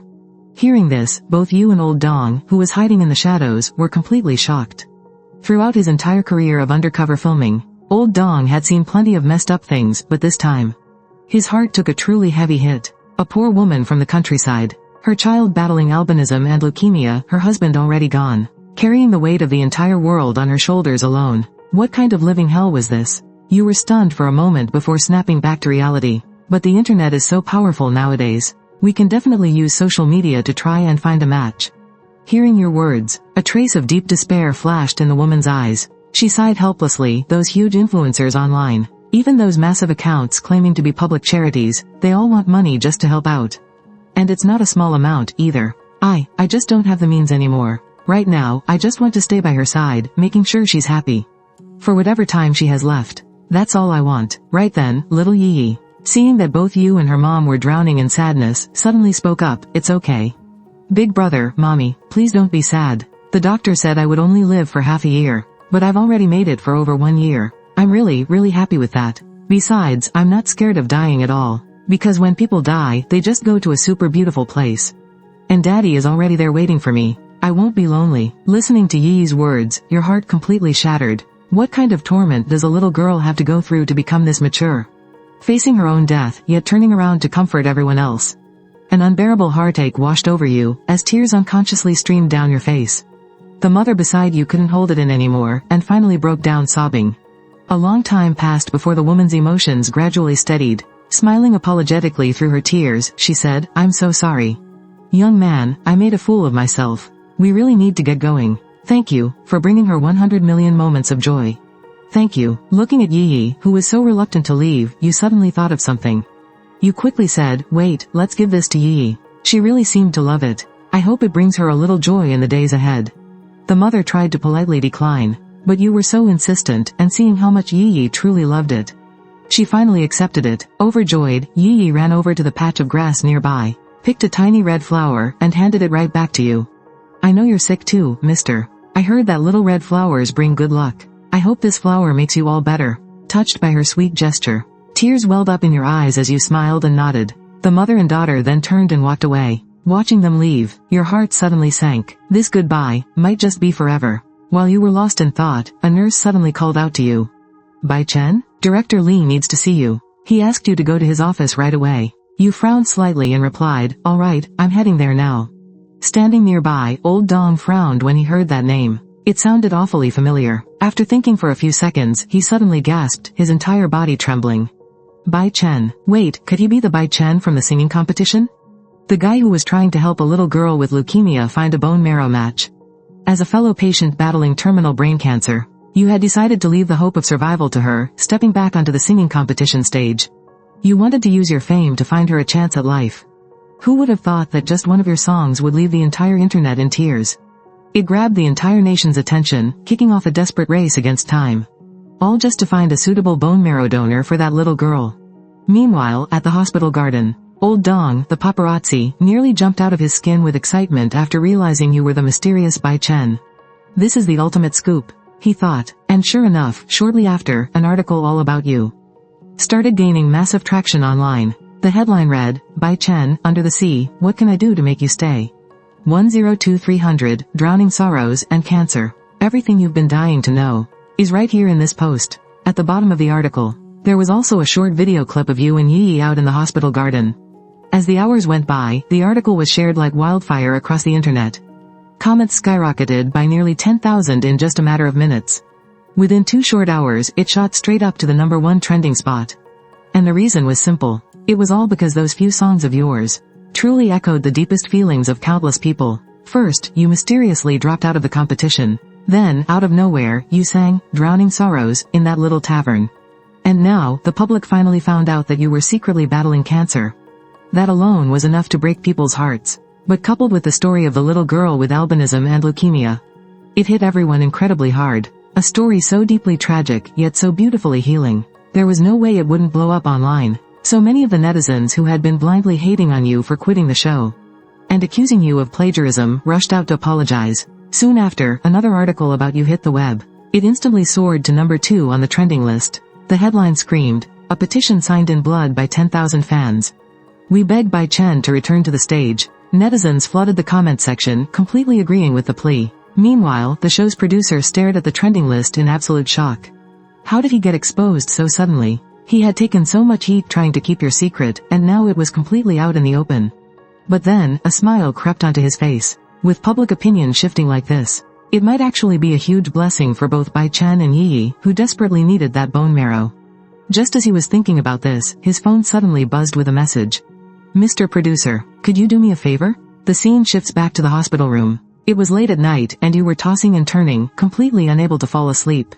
Every time you closed your eyes, the faces of little Yi and her mother would just flood your mind, completely refusing to fade away. Looking at that little red flower sitting on the table, it was honestly kind of ironic.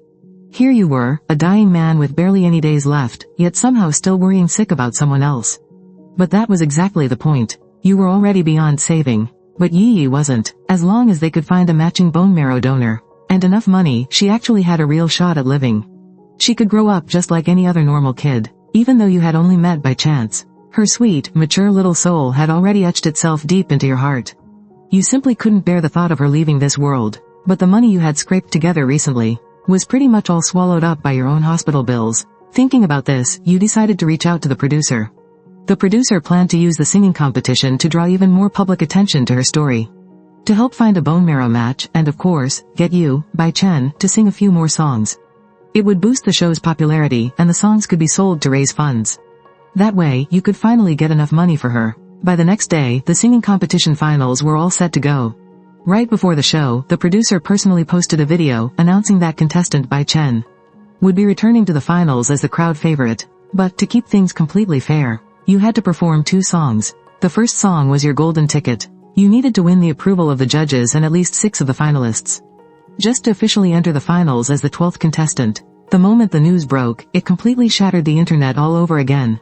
Holy crap, Bai Chen is back? Are you kidding me? It's officially confirmed, guys. No joke, Bai Chen is back. Alright fam, it's time for us to assemble. On that very day, the singing competition, which hadn't been trending for a while, absolutely dominated the #1 spot on the trending lists. Back in the hospital, you looked at the fans' comments on your phone and just smiled softly. It was true, your return alone was enough to push the competition right back to its peak. And at the same time, you could use this massive live stream traffic to help save Yi. It was a total win-win. But there was one more reason. The song you had wanted to dedicate to her that day, you still hadn't gotten the chance to sing it yet. You just hoped she would be able to hear it. Meanwhile, inside a rundown little house out in the countryside, Yi, today is your birthday, sweetie. What do you want to eat? Sitting beside her, the sweet little girl sensibly replied, whatever mommy wants to eat, I'll eat too. Hearing her daughter's words, a flash of painful bitterness swept across her mother's eyes. How about mommy buys you a cake, would you like that? But Yi just shook her head like the mature little angel she was. No thank you, mommy, I've already gotten my absolute favorite birthday present. Saying that, she skipped over to the guitar you had given her, flashing the brightest, happiest little smile. After that, her mother sat with her, and they played around with the guitar for a while. Then, she picked up her phone to scroll through her feed. Lately, she had been leaving comments on pages of big influencers and charity accounts, desperately hoping someone out there would help them. But sadly, she hadn't gotten a single reply, and her heart had already sunk halfway into despair. But just as she was about to lock her phone, a notification suddenly popped up on her screen. The depressed singer, Bai Chen, is officially returning to the competition. Tonight at 8 o'clock. See you there. Right below the post, there was also a photo attached. It was that exact photo of him and Yi happily playing the guitar at the park.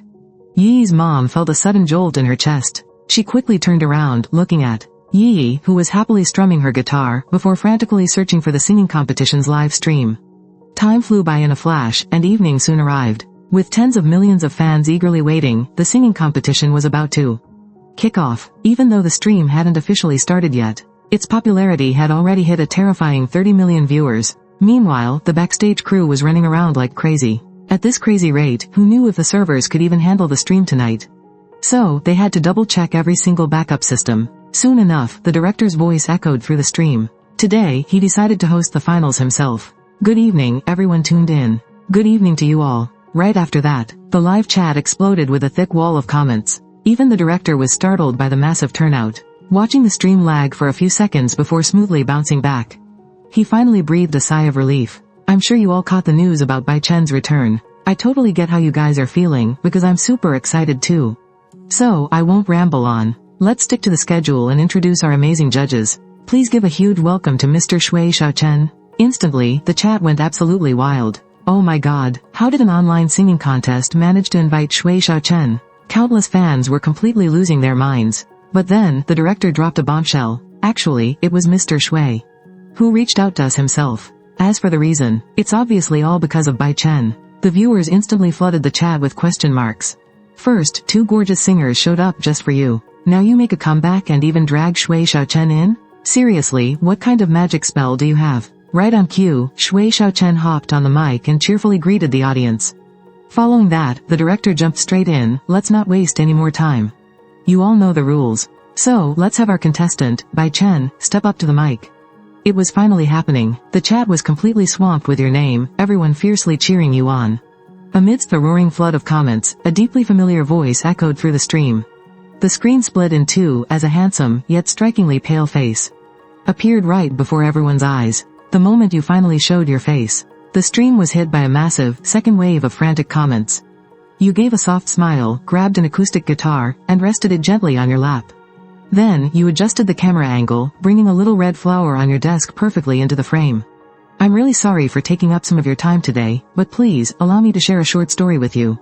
The audience was super curious. After all, this was a guy who usually bolted the second he finished singing. Why was he suddenly in the mood to tell stories today? Taking a breath, you slowly began to unfold Yi's story, sharing her journey live on stream. By the time you finished speaking, every single viewer online was completely heartbroken and drowning in tears. Little Yi's fate was just too much to bear. People couldn't help but sigh, realizing that not everyone gets to live a bright and sunny life. Suddenly, Judge Shui Xiaochen spoke up from backstage. Hey, once this competition is over, could you help me get in touch with that little girl? I really want to help her out. Hearing Shui Xiaochen's earnest plea, the director didn't hesitate at all and gave a firm nod. He then added, actually, that's exactly why Bai Chen came back. He's hoping to use this massive stream to share Yi's story with the world. That way, there's a real chance of finding a matching bone marrow donor for her. Shui Xiaochen froze for a second, totally moved. In his eyes, your image instantly grew a whole lot taller. In the hospital, you looked at the live comments, smiled, and said, alright. The story's over now. A few days ago, I made a promise. So today, I'm taking this chance to sing a song for her. I hope that no matter where she is, she can grow up happy and carefree. Here's a song called, A Little Red Flower, dedicated to Yi. With that, you picked up your guitar, took a deep breath, and with a slightly raspy voice, softly sang the first line. A little red flower for you. Right after, the beautiful melody chimed in, blending perfectly with your singing. A little red flower for you, blooming on the branch you just grew yesterday. A reward for your courage to come and talk to me. Oh, the unforgiving, freezing water.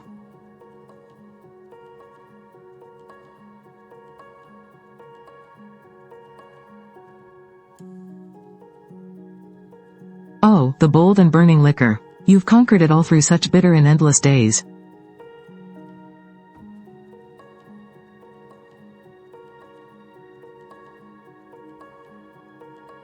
Listening to that incredibly gentle voice, many people suddenly felt their eyes stinging with tears. They could almost picture it. Yi enduring the cruel, relentless torment of her illness, yet still staying so innocent and sweet. Meanwhile, in a small, rundown apartment, Yi watched you singing on the screen, her eyes lighting up with absolute joy. "Mom, look, Big Brother says this song is for me, and he even called me brave." Seeing Yi so incredibly happy, her mom forced back her tears and just gave a trembling nod. She looked at the screen flooded with comments. "You can do this, Yi. Stay strong, Yi. I just want to give Yi a big hug." And then, looking back at you singing so earnestly for her little girl, she felt an overwhelming wave of emotion. She knew, deep down, that you were trying to help them.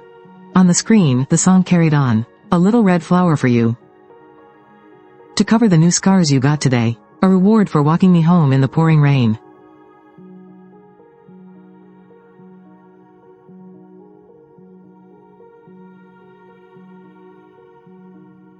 Oh, the blizzards of Colorado. The sudden downpours in the Himalayas.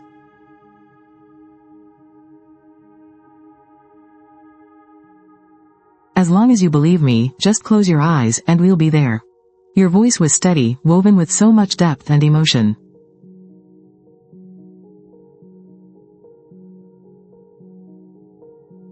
Like a gentle whisper and a heartfelt prayer, it sent ripples of pure emotion through everyone listening. People began to close their eyes, feeling as though they could actually see snowflakes dancing in the sky, falling right before their very eyes. And right then, little Yi also bowed her head slightly, and squeezed her eyes shut. "I see it. I really see the snow. Mom, there's so much snow." Her mother closed her eyes too, whispering softly, "Yes, my sweet girl. Mommy sees it too." In her mind's eye, she pictured her precious Yi playing in the bright snow, her face glowing with pure happiness, laughing and running freely, running further and further into the distance. Through the screen, your song drifted out again. "The little red flower blooms at the edge of the world, where sheep and cattle roam. A reward for never forgetting me, no matter where you go."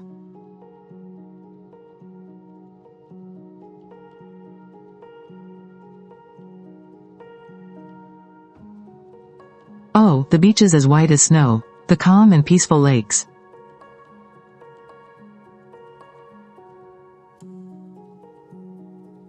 Those real illusions are the thoughts I send to you, listening to your soothing, storytelling voice.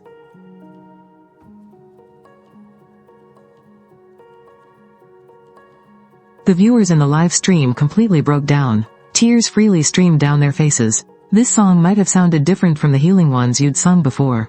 It didn't have heartbreaking melodies or tragic lyrics. Instead, colored by your warm voice, it felt so incredibly tender. So tender that it made everyone's heart ache uncontrollably. It was as if you were whispering to that brave little girl, "Don't be sad, just treat all of this as a special reward. Since we can't change our destiny, let's change ourselves instead." The chorus was softly fading to an end. "A little red flower for you."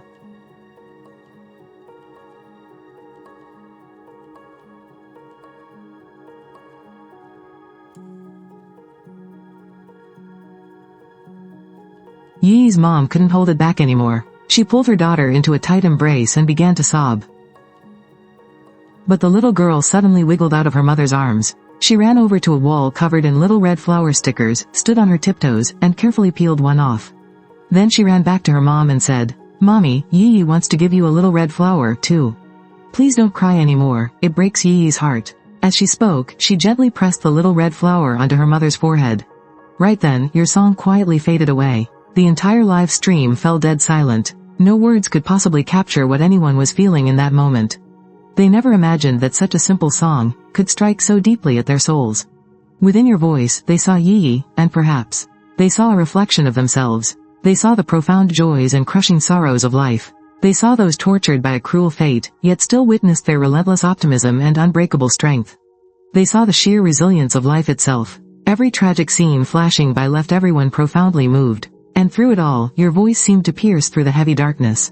It brought in a ray of sunlight, shining warmly into every single person's heart, giving them hope and courage. The audience was finally pulled from their trance by a faint, muffled sob. That sobbing came right from PD. He had tried his absolute best to hold it back, but ultimately couldn't fight his own tears. Suddenly, across the screen, the chat began to scroll slowly. "She's just so poor and innocent. She will definitely get to see the winter snow. Sigh, when my dad passed away, we were short 200,000 for his treatment. Now I have the money, but tragically, he's gone forever. Is there anything more agonizing in this world than watching the person you love most slip away, while you stand there completely helpless? I'm fighting leukemia too, but I was so incredibly lucky to find a bone marrow match. I know exactly what Yi is going through. My heart just aches for her. I really hope she pulls through. And you too, fighting in that hospital. You were still completely lost in the lingering emotion of the song. Just then, PD's voice broke through the stream. Zichen's voice, it shakes you right down to your core, just like it always does. And Yi's heartbreaking journey has left us all in tears. I truly believe that both Yi and Zichen will beat this and recover. Alright, let's move on to the voting segment. Let's see if Zichen has earned his revival to advance to the grand finals. The outcome, of course, carried zero suspense. You received a unanimous vote, successfully securing your spot in the finals. Even among your fellow contestants, there wasn't a single vote against you. Even though you are all directly competing against each other. And they knew that if you made it to the finals, the championship trophy would very likely be yours. Yet, not a single one of them opposed your return. Because that song, and Yi's story, had deeply pierced their hearts, too. They desperately wanted to help both you and Yi. And voting you into the finals was the most powerful way they could do that. Looking at the screen flooded with cheers, you gave a faint smile and said, "Thank you," to the judges and to my fellow contestants. And thank you to all of you watching behind the screen. I really hope everyone can lend a hand to Yi today. Please, help share her story, and spread the word about her desperate search for a bone marrow donor. From the bottom of my heart, thank you. With that, you forced your frail body to stand, and took a deep, respectful bow toward the camera. Right on cue, PD chimed in, he's absolutely right. Our whole singing community will do absolutely everything in our power to support Baichen and Yi. Right now, the one thing Yi is desperately running out of his time. So, I'd like to ask for just a few minutes of your time. A link is going to pop up on the stream. Please, everyone, hit that share button. It contains all of Yi's medical details and the specific bone marrow typing she urgently needs. I firmly believe that if we all pull together, we can absolutely find a perfect match for her. And give her a second chance at life. In that moment, the raw sincerity pouring from both of you touched everyone to their core. The chat exploded with voices of support, as countless viewers instantly began sharing the link across the internet. The heavy silence was then broken by Shui Xiaochen's slow, serious voice. Regarding the bone marrow search, I'm begging everyone to do whatever they can. I am personally putting up a reward of 500,000 for a successful match. If you find a suitable donor, please reach out to me. PD also promised that all the gift revenue from the singing competition will be entirely donated to the kids, the welfare charities, and anyone else in need. Hearing this, the crowd got even more hyped up. They immediately started getting everyone they knew to share the post. Thanks to this massive wave of shares, the news quickly skyrocketed straight to the top of the trending topics. It completely dominated the top searches across all major platforms. Seeing this, you couldn't help but smile with relief. With this, there should finally be a chance to find a suitable bone marrow match, right? Meanwhile, PD looked at the surging viewer count in the stream. Everyone was asking how to donate, wondering why there wasn't a donation link in the channel. They all wanted to chip in. Seeing this, PD quickly stepped in to stop them. We haven't set up any official donation channels here, so please don't send your money randomly. We will personally cover her medical expenses, so please don't worry about that. Just helping us share the story is already more than enough. Alright, guys, let's bring our focus back to the finals now. I'll give you guys a little spoiler. Our first singer for the finals is none other than Baichen. PD truly deserves his fame in this industry. With just one casual remark, he instantly pulled the attention of millions of viewers right back to the show. But just as PD was about to announce the official start of the finals, before he could even get the words out, the stream suddenly froze, and then, everything went completely black. Just as you were getting ready to sing your final song, the stream completely crashed and went offline. PD quickly had the tech team investigate the issue, only to find that there was absolutely nothing wrong with their own equipment. He immediately contacted the platform officials. It turned out, the servers themselves simply couldn't handle the insane popularity of the singing competition and completely crashed. There was nothing they could do. PD had no choice but to post an update on Weibo to explain the situation, delaying the finals to 8 o'clock tomorrow night. With the competition paused, it actually gave the viewers more time to share Yi's story. Thanks to the fans spreading the word, it didn't take long for the latest updates to circulate everywhere. The entire internet was absolutely flooded with discussions about Yi. PD also personally made a phone call to Yi's mother to clearly explain everything that was going on. At first, she was actually quite worried. She was afraid that these people might just be using Yi's story for clout and attention. But now, she finally realized that this was all real. They were genuinely trying to help her. Help this poor mother and daughter. Furthermore, PD told her That he would arrange a car tomorrow to bring them to Shanghai, so Yi could receive the best possible care right away.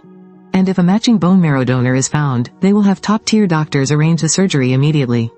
After hanging up the phone, Yi's mother burst into tears. She knew that none of this would have happened without you. Without you, absolutely none of these miracles would have happened. She knew just how cold and calculating the people in this world could be, but you completely took her by surprise. You were just a passing stranger, you guys weren't even really fellow patients. Yet you managed to do all of this for Yi. Through her tears, she silently whispered, "Thank you, Bai Chen. Thank you, kind stranger." Meanwhile, back at the hospital, you scrolled through the news online, a sarcastic smirk creeping onto your face. So many major influencers and media pages were suddenly speaking up, boldly claiming that they would do absolutely everything in their power to help Yi find a bone marrow match. Yet, back when her mother had reached out to them one by one, forget about helping, they didn't even bother to give her a single reply.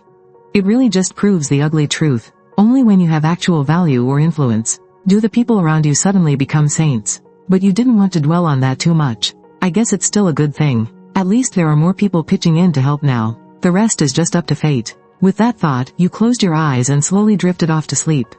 The very next day, the highly anticipated singing competition finals finally kicked off. PD was still hosting the show himself. After yesterday's internet crash, the official team had completely upgraded the servers. This time, no matter how massive the traffic got, there wouldn't be any more crashes. The clock quickly struck 8 and the livestream was already absolutely packed. Welcome to the stream. The chat was flying by so fast, you couldn't even read the comments unless you really squinted. Just then, PD's voice echoed through the stream. Welcome, everyone, to the PD singing competition. Thank you all so much for the incredible support. Without further ado, the PD singing competition finals begin right now. The live chat instantly burst into cheers. PD chuckled. Alright then, let's welcome our very first singer of the night. Ziki. Hearing that name, the live chat absolutely lost its mind. What the hell? Where is Bai Chen? Are you freaking kidding me? We want Bai Chen. Seeing the chat suddenly erupt in anger, PD quickly spoke up. Whoa, my bad, everyone. I completely forgot to tell you all. Here's the deal, since the finals had to be restarted, we had to redraw the performance order from scratch. But don't worry, guys. There's absolutely nothing shady going on. After hearing PD's explanation, the viewers finally started to calm down. After all, it wasn't like Bai Chen was going to run away. Just then, a deep, magnetic voice came through the stream. Hey everyone, I'm Ziki. Honestly, I'm a huge fan of Bai Chen too. But please rest assured, I definitely won't let you guys down either. Today, I'm bringing you a brand new, original song called Zan Ni. I really hope you guys like it. The moment he finished speaking, a deep, slightly melancholic intro began to play. It instantly gave everyone a sinking, heavy feeling in their chests. Soon after, Ziki's magnetic voice floated out. If you can't stop it, just let it run wild. This endless war between desire and despair. She used to love that lingering warmth, yet when she left, she just casually turned off the lights.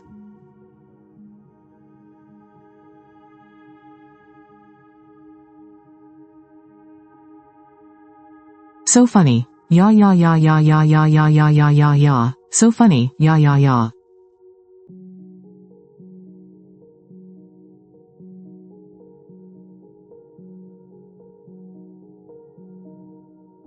Ya ya ya ya ya ya ya ya ya ya ya ya ya ya ya ya ma. As the short verse came to an end, the audience's expressions instantly shifted. The simple lyrics seemed to carry a trace of deep regret, a bitter reluctance toward love. The live chat immediately started flooding in. Holy crap, this guy is a beast too. God Bai has finally met his match. It wasn't just the viewers who were completely blown away by Ziki. Even you, waiting at home for your turn to sing, were sitting there with your eyes gently closed, quietly taking in the music. The word Zan represents something left hanging with no end, while Ni means drowning in a hopeless obsession. Put them together, and it's a completely endless, hopeless obsession. Judging from the lyrics, it was all about love. A desperate romance with no future, yet one simply refuses to let go. That's exactly why it hurts so much. The song was quite short, clocking in at just over 3 minutes. As the final notes faded away, the entire live chat erupted into wild cheers, even without any overly complex lyrics. This incredibly simple song, paired perfectly with Ziki's deeply emotional voice, managed to strike a chord in countless people's hearts. It made them involuntarily think back to that one person they loved but could never have. Ziki saw how well his performance was received, and realized it was a massive hit. He smiled brightly. Thank you all so much for loving it. I'm going to keep working hard. With that, he muted his mic and began earnestly reading through the chat. PD quickly stepped back in to keep the momentum going. Wow, Ziki really just gave us an incredible surprise, didn't he? What a beautiful and deeply moving song. Thank you, Ziki. Now, let's invite our judges to score. All 3 judges are giving rave reviews. The final overall score is a massive 98 points. Wow, 8 contestants have already finished their performances. Currently, Ziki is still holding first place with a high score of 98. Second place goes to Luffy with 96 points. Second place goes to Luffy with 96 points. 239. There's a massive gap after third place. Winnie in fourth place only scored 91 points. The scores below that are even lower. Only the top 3 in the fan club get the prize money. So, these guys have zero hope of winning the cash. They've already bailed out of the stream early, and went to watch other contestants perform. Right at this moment, on the stream, the producer's voice rang out. Alright, next up, please welcome our most anticipated contestant, Bai Chen. Good evening, everyone. I'm Bai Chen, back at the finals venue. With your appearance, the atmosphere in the live stream reached its absolute peak. The chat is going crazy cheering for you, but when the producer saw your background, he suddenly froze, asking, Bai Chen, did you go home? You smiled softly and replied, today's song is a bit loud. I was afraid of disturbing the other patients at the hospital. It's better to do this at home. The crowd erupted in surprise. A bit loud? Is he doing rock today? Woohoo, the wait was totally worth it. Right after, your voice came through again. I'm really sorry, I just want to chat for a bit today. I'm sure you all know by now that I have cancer, right? Honestly, when I first found out about this illness, I was terrified of dying. I felt like I was instantly plunged into endless darkness. Hearing this, many people remembered your song, Bottom of the Sea. That incredibly suffocating feeling. Perhaps that was exactly what you wanted to express in that moment. You paused, and continued to recall for a long time after that. I just didn't know what to do. Plus, the sky-high medical bills, they weren't something a regular working guy like me could afford. I tried telling myself to accept it all, but I just couldn't do it. I didn't even dare tell my family. I was so afraid of making them worry, afraid of dragging them down. During that time, I completely lost interest in everything. So, I dropped out of the competition, but later on, I unexpectedly earned enough for the surgery fees. I finally saw hope. I started to feel optimistic again. But, it's as if heaven just wouldn't allow it. My cancer cells spread. It's incurable now. I can only rely on machines and meds just to stay alive. I really wanted to give up. At this point, you suddenly let out a small laugh, glancing at the little red flower beside you, and said, but, I'm back now. It was Yi's optimism and strength that brought me back. Thank you, Yi. Since death is just waiting for me anyway, why don't I just throw everything away and enjoy the present moment? So, let's do this. Before anyone could even react, you announced, this song, Mountains and Seas, is for all of you. The moment your words fell, leaving the crowd no time to process. A beautiful intro, tinged with a heavy rock vibe, abruptly blasted through. Then, your deep, raspy voice tore through. I watch the naive version of myself, appearing in a story where I no longer exist.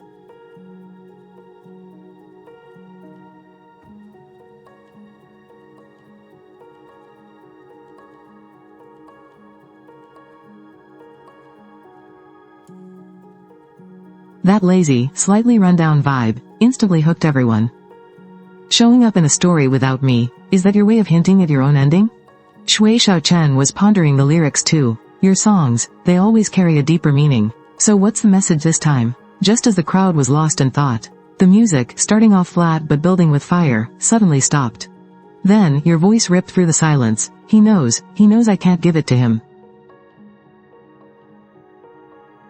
So he turned and walked into the mountains. He knows I just can't give it to him.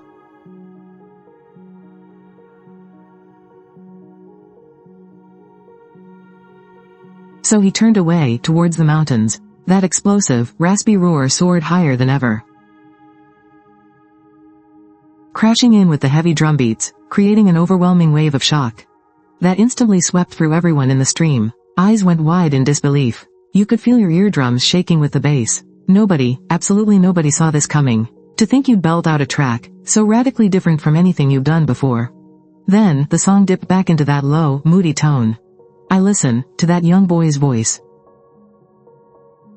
in a past that still held a future, aching for a beautiful ending.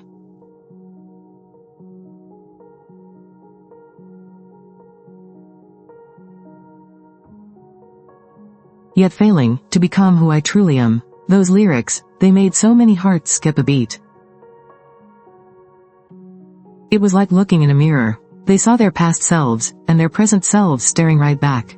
That young, fearless kid from back then, and the burnt-out, fading person they are now. That lazy, defeated tone, it felt like pure disappointment in oneself. And that screaming climax? It was the sound of someone whose spark had been crushed by reality. Just screaming out in helpless, bitter rage. Shui Xiaochen closed his eyes, and nodded slowly. To him, that was exactly the deep, raw message this song was trying to convey. But hey, art is subjective. We've all walked different paths in life. So naturally, it brings out completely different emotions in every single person. Just as everyone was projecting their own pain onto the song, that earth-shattering, raspy scream ripped through the air again. He knows I just can't give it to him. So he turned and walked into the mountains.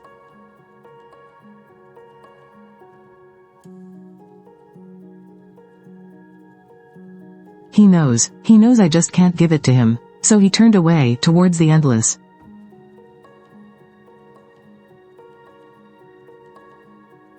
See, this time, your screams were even more vicious.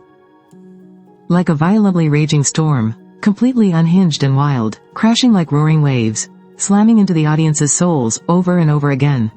Shui Xiaochen watched you screaming your lungs out on stage, and just froze. It finally clicked for him. Rock and roll, it isn't always about telling a story. It's an attitude, a massive middle finger to life's injustices, a desperate fight for freedom. He knew right then, you were just letting it all out. Purging every single ounce of toxic, pent-up frustration from your chest. Yeah, you were literally burning your own life force on that stage. To show what it means to explode out of absolute despair, to scream out from the silence, letting your heart take the wheel, absolutely refusing to be chained down by fate. The track finally ended with your wild, untamed scream, but that haunting melody didn't just cut off. It lingered like a bittersweet final goodbye. Every single person watching the stream was completely blown away by your raw, gut-wrenching performance. They were drowning in the echoes of your voice, frozen in shock for the longest time. After a good 30 seconds, the PD finally snapped out of his daze. He cleared his throat and stammered, "Thank you, Bai Chen, for giving us such an incredibly powerful performance. I'm sure everyone felt the raw emotion pouring out of that song, right?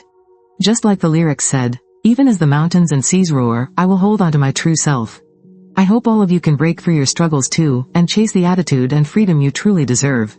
At this moment, everyone snapped out of it and started clapping wildly in front of their screens.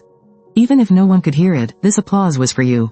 And it was for themselves, too. They were cheering for their own lives. Alright, next up, let's have our wonderful judges give their feedback and scores. Just then, Shui Xiaochen's voice rang out, "Bai Chen, I am so happy for you. I can feel exactly what's going on in your heart. And I know what you're singing about. No matter what happens from here on out, none of that matters. What matters is right now. Thank you for showing me such a beautiful attitude towards life. I'm giving you a perfect score." Hearing Shui Xiaochen's words, the audience seemed to understand something, too. The next two female judges also gave perfect scores. They felt that the attitude you brought to the world was simply priceless. You absolutely deserved this score. At this moment, you slowly spoke up, "Thank you. Thank you all for being here." After saying that, you hurried off the live stream. The rest of the contestants felt pretty helpless. They knew first place was already out of their reach. Even though they saw it coming, looking at your perfect score, they couldn't help but smile bitterly. The gap between them and you was just way too huge. But hey, aside from first place, there was still second and third place to fight for. Thinking of this, they pulled themselves together, and the stream got buzzing once again. Meanwhile, back at home, you were lying in bed, panting heavily. Constantly rubbing your head, trying to ease the splitting pain inside your skull. Even though your illness had entered a stable phase, your body hadn't fully recovered yet. Belting out such an explosively powerful song was naturally a bit too much for you to handle. Despite all that, on your face, there was still a faint, lingering smile, because you felt so incredibly alive. After finishing that song, it felt like the heavy block in your chest had instantly vanished. This time, you were truly at peace. Right at that moment, a few urgent knocks echoed from outside your door, and then the figure of a woman hurriedly walked right in. You were just about to ask who it was, but when you clearly saw her face, you froze dead in your tracks. "Sis, what are you doing here?" After freezing for a few seconds, you forced a tight smile. Bai Jia just stared at you with red, teary eyes, not saying a single word. Honestly, you knew that you had shown your face on the stream these past 2 days, and the whole thing had caused such a massive uproar. Bai Jia definitely found out. You knew you had to face the music sooner or later.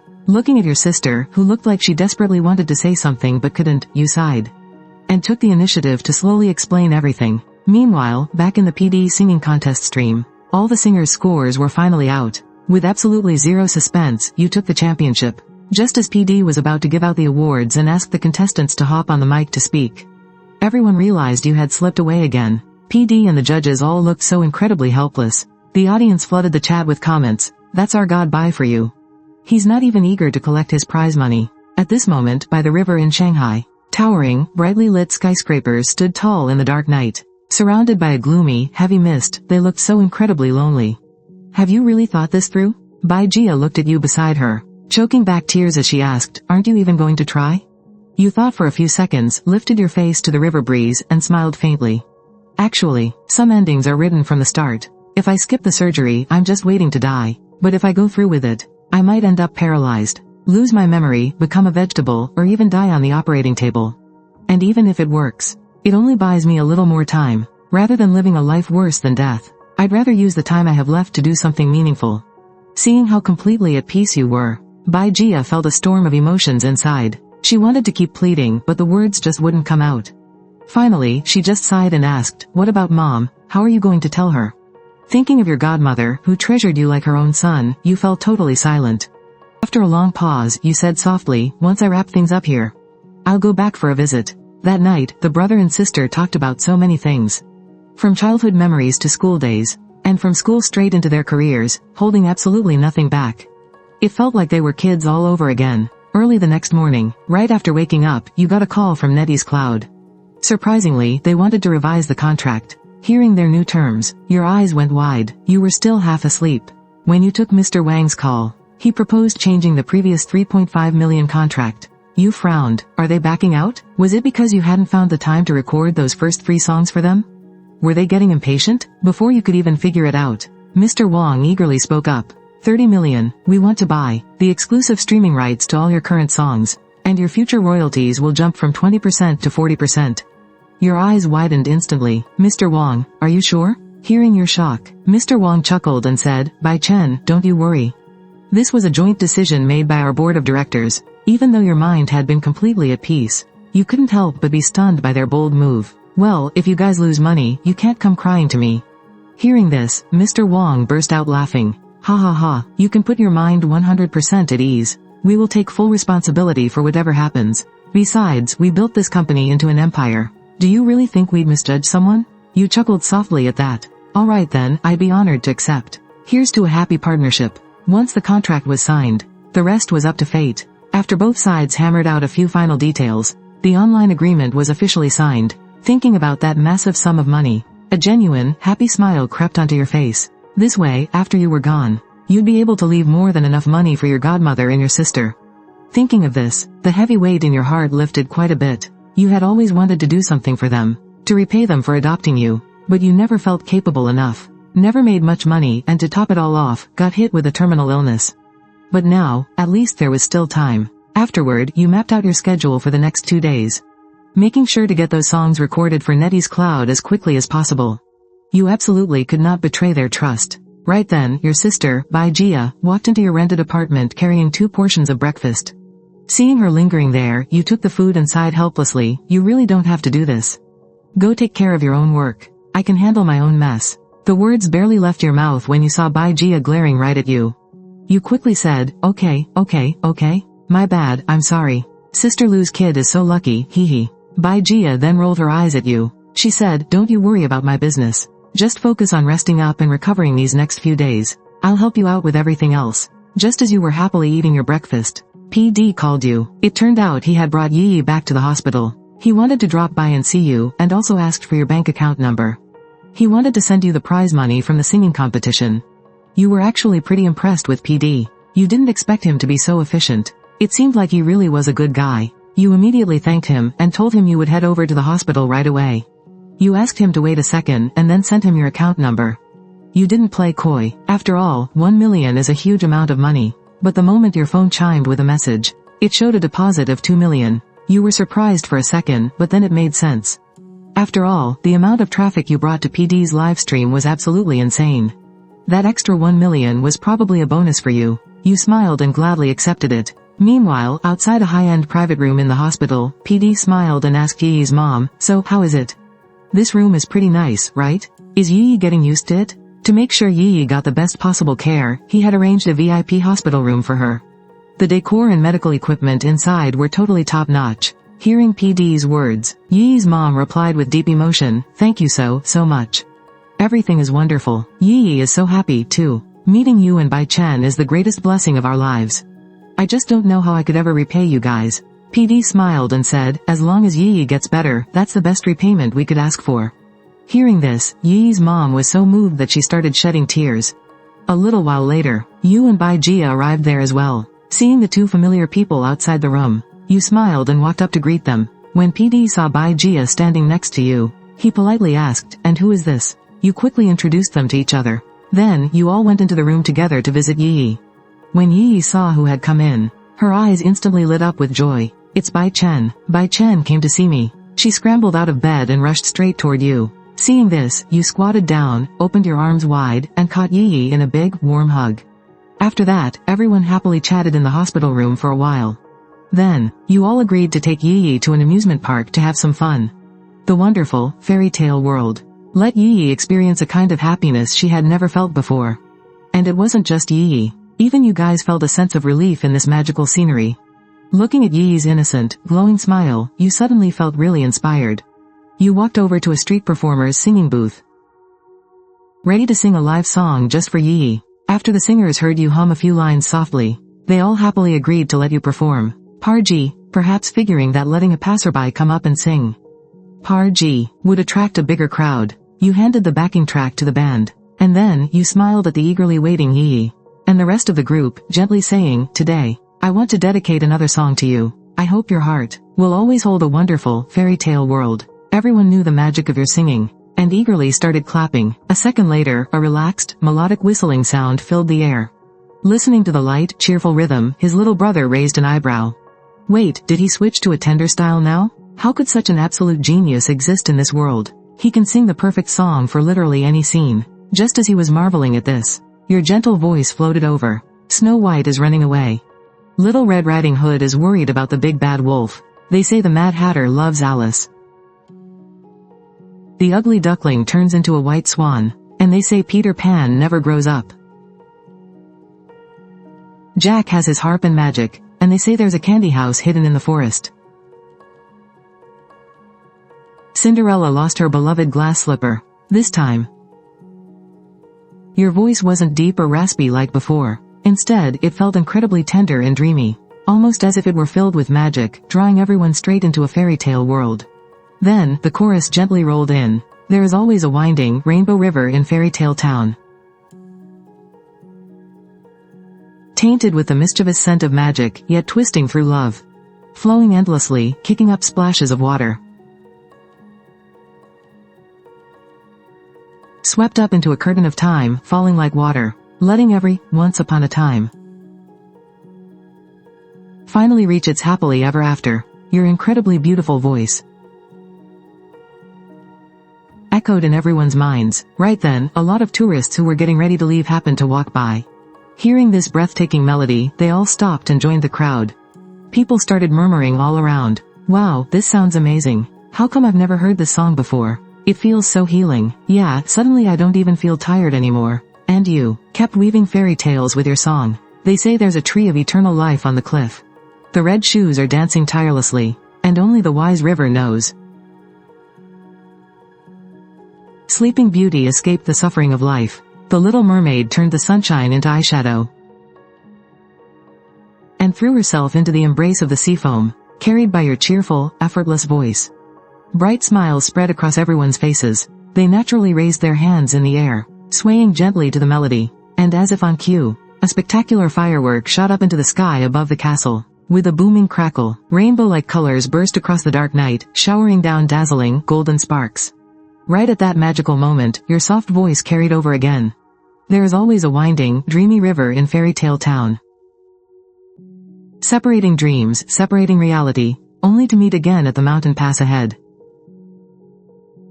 Flowing endlessly, kicking up splashes of water, swept up into a curtain of time, falling like water, letting every once upon a time finally reach its happily ever after. Yet so unfamiliar. Ah.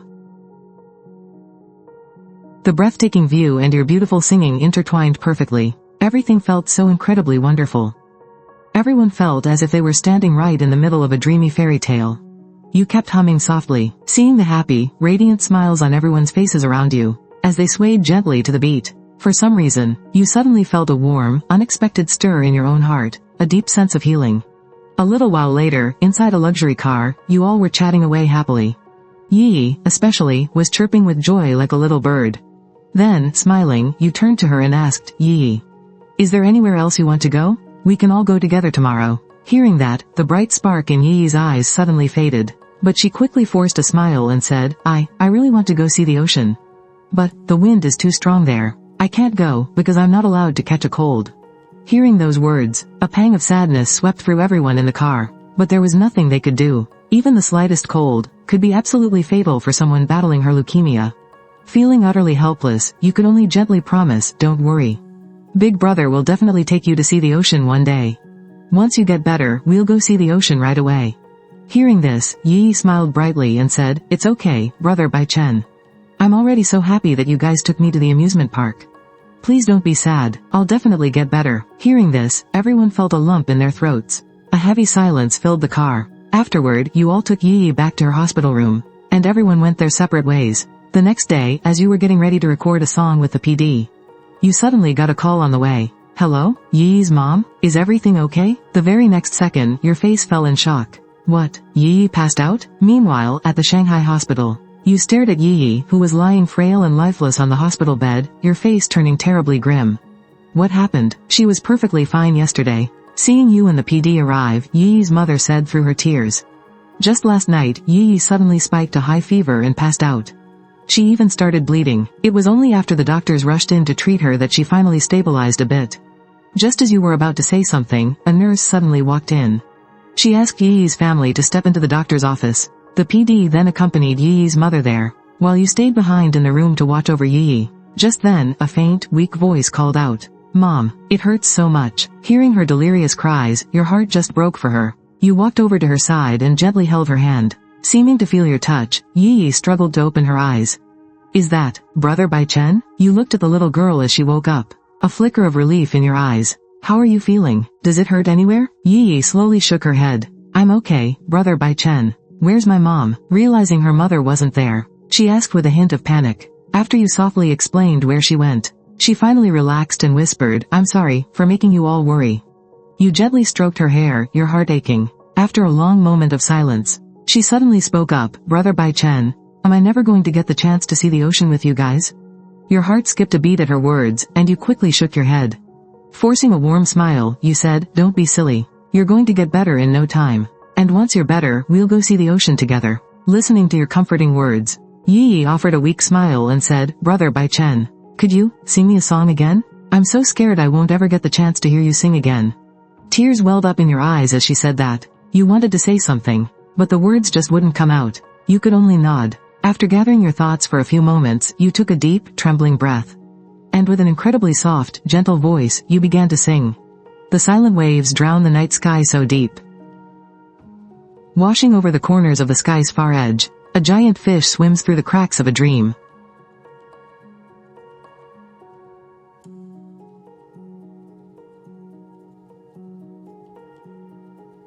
Gazing at the silhouette of your deep sleep, listening to your beautifully pure and ethereal voice. The corners of Yi's mouth gently curled up into a smile, and she softly closed her eyes. In that peaceful moment, it was as if she had traveled right to the seaside with you. She could almost feel the ocean waves washing over her little feet and the soft, fine sand beneath her toes.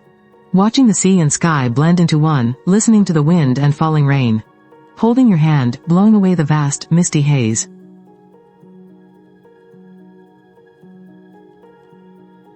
The wings of the giant fish have grown so vast. I gently let go of the ropes of time.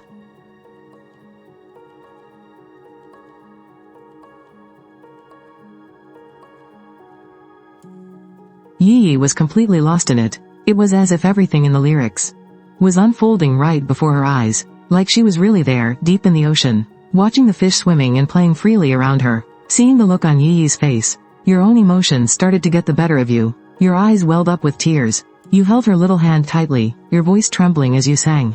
I'm afraid you'll fly away. I'm afraid you'll leave me behind. More afraid you'll stay stuck here forever. Every single tear flows toward you.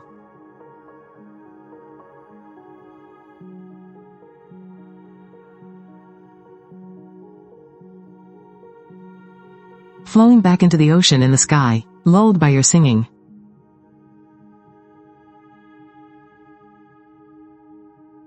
Yi fell into a peaceful sleep. A soft smile still lingered on her face. Just before drifting off, she whispered, "The ocean is so beautiful. I have to go see it myself one day." In that moment, you were once again deeply moved by Yi's brave and optimistic spirit. This little girl was so much stronger than you ever imagined. Just then, the PD and Yi's mom walked back in. You quickly hushed them with a gentle whisper. You told them Yi had woken up but gone back to sleep, and signaled for her mom to stay with her. You and the PD stepped outside. Once you were out in the hallway, seeing his heavy expression, you anxiously asked, "What did the doctor say?" The PD sighed heavily. The doctor said, "They found a bone marrow match." But before he could even finish, you cut in excitedly, "They found one? Isn't that great news?" But his face remained grim. But the doctor also said, "Treating leukemia isn't as simple as just one surgery. A bone marrow transplant requires isolation treatment. In a sterile ward, it's a really long process. It takes about a month. Given Yi's current physical condition and her young age, they can't guarantee she'll make it out of isolation." Your face fell as you heard this. "So you mean, it all depends on whether she can fight through it herself?" The PD nodded. "In theory, yes. Yi's mom has already signed the papers. They'll move her into the isolation ward starting tomorrow." Seeing the devastated look on your face, the PD quickly tried to comfort you. "Have you forgotten how tough Yi is? She's not gonna let this beat her." You took a deep breath, forcing a small smile. "Yeah, you're right. Such a brave little girl. Of course she'll make it through." That night, you sat in your hospital room. Sister Baiji looked at you from beside the bed. "You're starting your chemo in a few days," she said gently. "Once it's done, I'll cook you some nice home-cooked meals." Hearing Baiji's words, you couldn't help but tease her. "You? Cooking? Sis, are you trying to send me to the Grim Reaper faster or something?" Sister Baiji immediately raised her hand, pretending to smack you. "You little brat, no appreciation at all, huh? Haha, I'm sorry, sis. I'm sorry," I yield. During the days Yi was undergoing her treatment, you also finished your first round of chemo. With your head now completely shaved, you lay utterly exhausted on your hospital bed. But your mind was entirely focused on Yi's condition. Sister Baiji noticed your anxiety. "Stop worrying. Her mom said Yi's condition is very stable right now. She told us not to worry. Here, try my homemade stir-fried pork." You smiled happily at her words. "Wow, that smells amazing. You didn't just buy this, did you?" Seeing that you still had the energy to joke around, Sister Baiji playfully rolled her eyes. "Your sister has been living on her own for years. I'm a master chef by now. You're lucky you even get to taste my cooking." Laughing at her boasting, you took a bite. But after just a few bites, your expression suddenly changed. You turn your head to the trash can and start throwing up. Seeing your reaction, Baijia is startled. She quickly, yet gently, pats your back. "What's wrong? Is the food not to your liking?" You wave your hand and say, "No, it's not that. I just felt nauseous all of a sudden. It's probably a side effect of the chemo." You go ahead and keep eating. After the meal, you lie down on the bed to rest. Your whole body aches from the chemo, and you feel absolutely terrible. Thinking about having 4 more cycles of chemo left, you can't help but feel frustrated. Just then, a voice suddenly rings out in your mind. "Long time no see, my host." Hearing this voice, you roll your eyes, completely ignoring this useless system. Other people's systems let them defy fate, so why is yours such garbage? Detecting your inner thoughts, the system speaks up again. "I apologize, host. This system indeed cannot help you defy fate. However, seeing as you used your music to significantly help little Yi, the system has automatically upgraded. I can currently suppress your cancer cells for 3 years. During these 3 years, your body will function exactly like a healthy person's." Hearing this, your eyes light up. 3 years of a normal life. 3 whole years without being tortured by this illness. That's fantastic. You aren't even wishing to live to be 100 anymore. Just being free from the pain is enough to make you thrilled. Right after that, you feel a strange, warm surge flowing through your body. A moment later, the lingering side effects from the chemo miraculously vanish. Your body suddenly feels incredibly light. Time quietly slips by. Nearly half a month has passed since your first round of chemo. During this time, you cleared all your medical checkups and were officially discharged from the hospital. Even the doctors can't explain your condition, but it's as if the cancer cells have simply fallen asleep. They are completely dormant. Just then, Bai Jia happily hands you 2 tickets. Mr. Shui Xiaochen had someone drop off these 2 tickets for you. If you want to go, I'll go with you. You take the tickets from her. You see a little red flower printed on them, along with the words, Angel Charity Concert. That's when you remember what Shui Xiaochen had told you before. He wanted to host a charity concert for Yi and all the other kids fighting severe illnesses.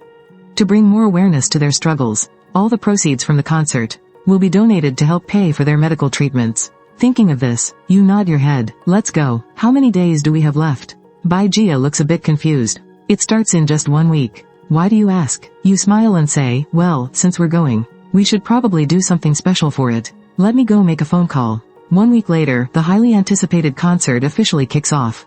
Shui Xiaochen's star power speaks for itself. The venue is packed with a massive sea of people. He gives it his all, belting out one hit after another, and the audience is completely immersed and pumped up. Cheers erupt through the crowd, and massive sing-alongs break out left and right. Shui Xiaochen's stage presence is absolutely electric, and he's incredibly funny, too. His banter between sets has the whole crowd roaring with laughter. You and Bai Jia sit in the audience, taking in the roaring, vibrant atmosphere. You feel a surge of excitement in your chest. So, this is what a real concert feels like. At this moment on stage, Shui Xiaochen's massive hit song, Extraterrestrial, was drawing to a close. Like an extraterrestrial, out of my reach. My worldly depictions were laughed at.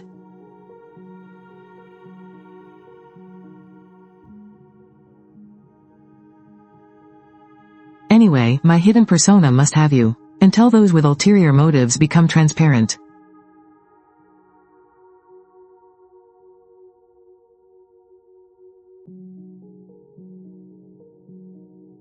Not too close and not too far, I trade my tomorrow just to have you near. Right after that.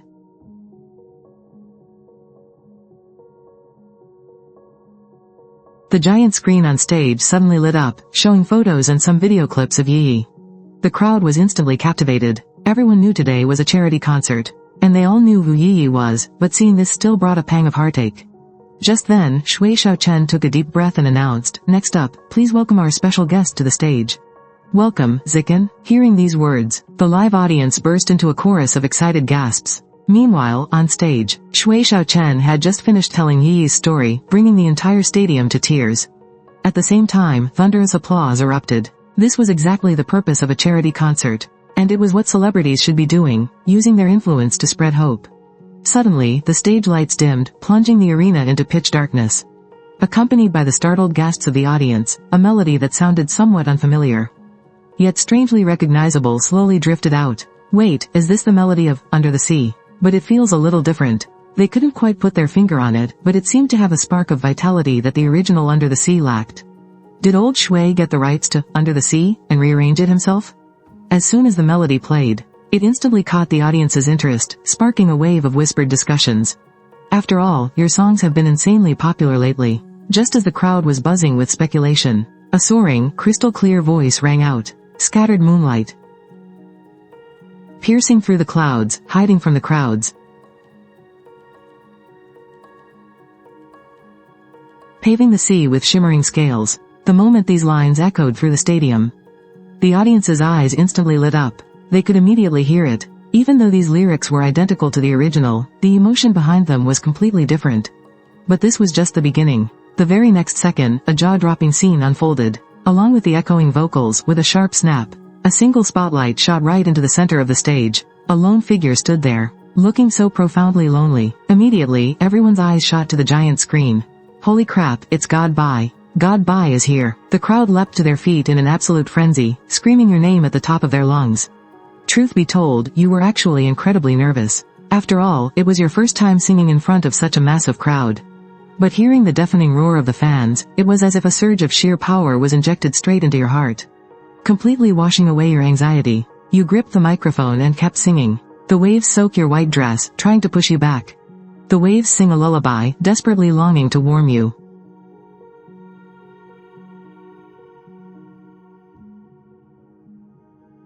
Staring into the deep sea, guided by someone's mournful cry, the soul sinks into silence.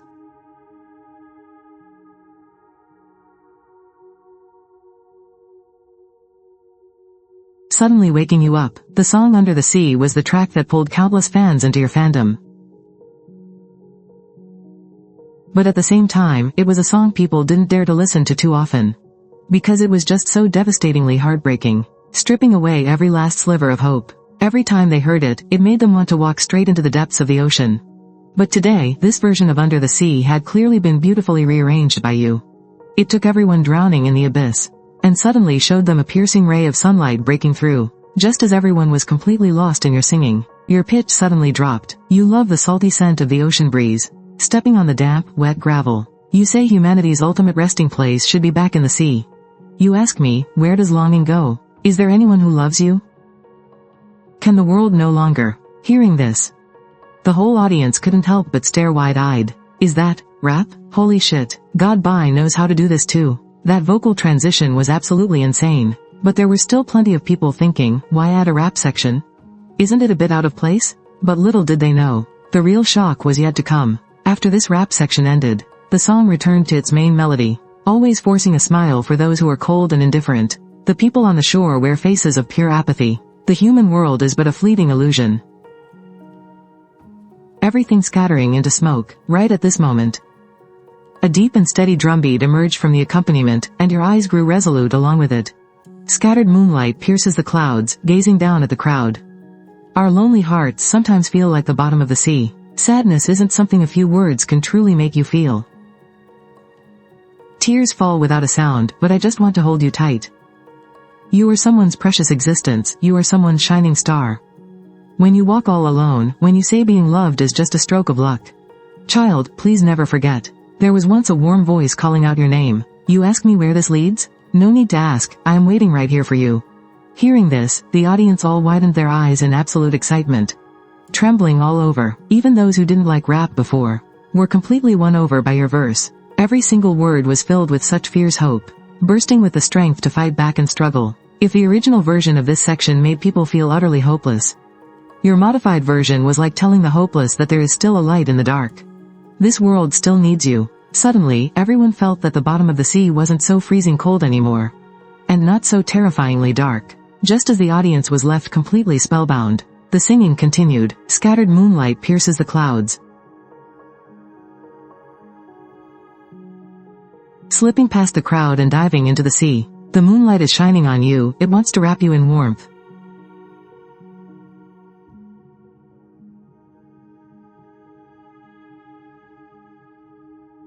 It says, listen, just listen, someone is calling you to come back home.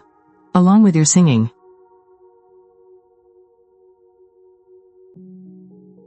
On the giant screen, the dark clouds covering the ocean slowly began to part. Rays of sunlight gently spilled down from the sky, shining over the surface of the sea. It was like a guiding beacon, trying to lead the one sinking to the bottom of the sea, onto a path back home. In that very instant, countless people in the venue burst into tears. You had no idea how the crowd was reacting. Right now, you were still completely lost in the song, always forcing a smile for those who are cold and indifferent. The people on the shore wear expressions of light and shadow. Year after year in this human world, who dares to say it all fades like smoke? Singing up to this point, the drumbeats of the track suddenly grew fierce. Before anyone could even react, they heard your high, resonant voice ring out. It's too late, you once smiled while crying. Even if it's too late, I still have to sing this for you. Spring rain, summer cicadas, tomorrow will be a beautiful day.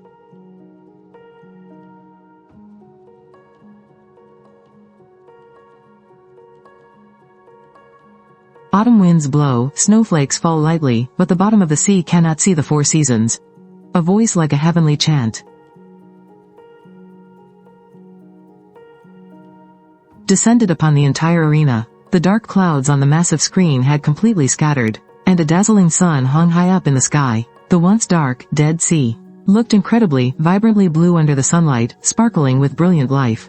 It was filled with the pure hope of living. As your final note trailed off into the ending, there was no thunderous applause in the venue. Instead, it fell into dead silence. Looking around, you could see that absolutely everyone had tears welling in their eyes.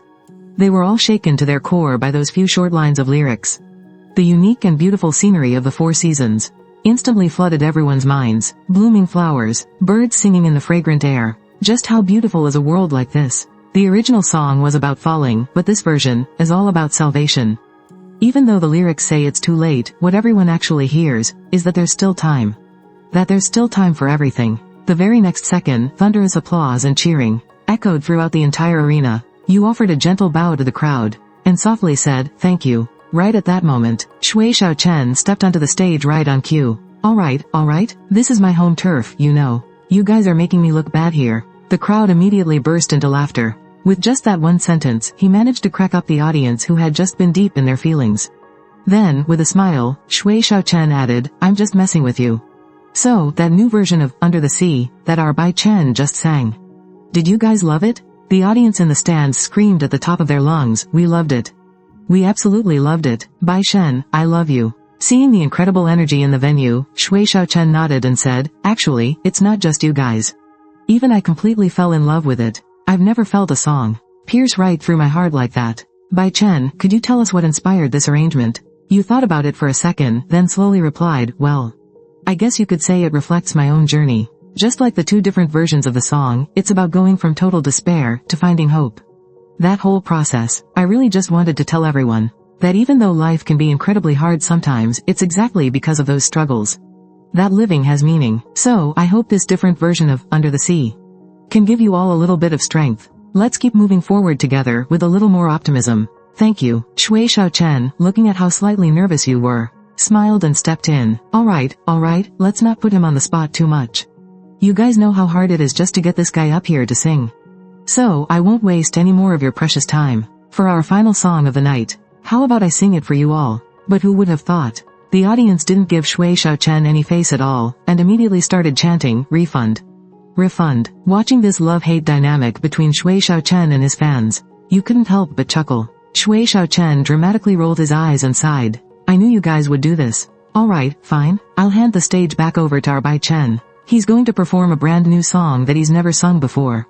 The moment those words left his mouth, the entire stadium completely erupted once again, chanting your name at the top of their lungs. Shui Xiaochen just shook his head and walked off the stage with a smile. Down in the concert crowd, "Did you guys hear that? Old Shui said Bai Chen is dropping a new song." Wait, seriously? Man, we're so incredibly lucky. We get to hear Bai Shen's new song live. While the audience was buzzing with excitement, you smiled gently at the crowd. This next song is called I Also Thought About Ending It All. This one is for all of you. But for this performance, I'll be singing it in a regional dialect.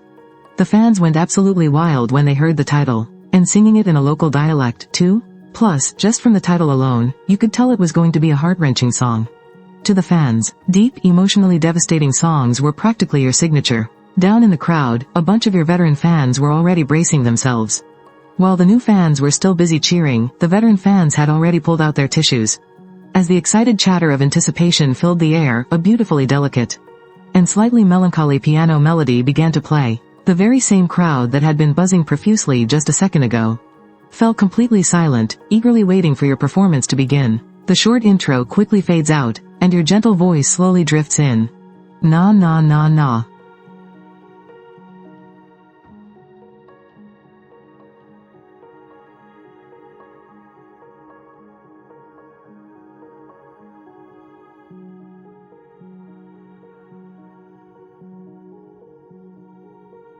As these lyrics appear on the screen, blending with your tender voice and the soothing, deep melody, the audience below the stage is instantly drawn into the soul of the song. Fans gaze up at the lyrics on the big screen, feeling a sudden wave of familiarity. Just like your last few songs, it carries that heavy, suffocating weight of hopelessness. But right then, a rhythmic drumbeat kicks in, and your singing rises along with it. Hot Karma Yoko.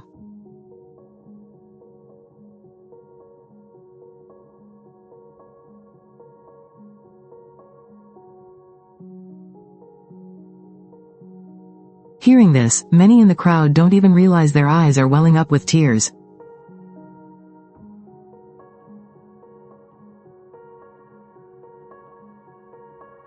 Everything before their eyes paints a broken, desolate picture. The crying seagulls by the pier, the rusting arch bridges, the abandoned bicycles left behind. Only those who have truly been choked by despair can understand what this song is saying. Every little trivial thing brushed off so casually could be the final straw that breaks them. You know perfectly well that to change tomorrow, you have to start today. But when you're drowning in true despair, how are you supposed to just pull yourself together? The drum beats grow more and more intense now. Oka quadruple A quadruple A quadruple A quadruple A ah.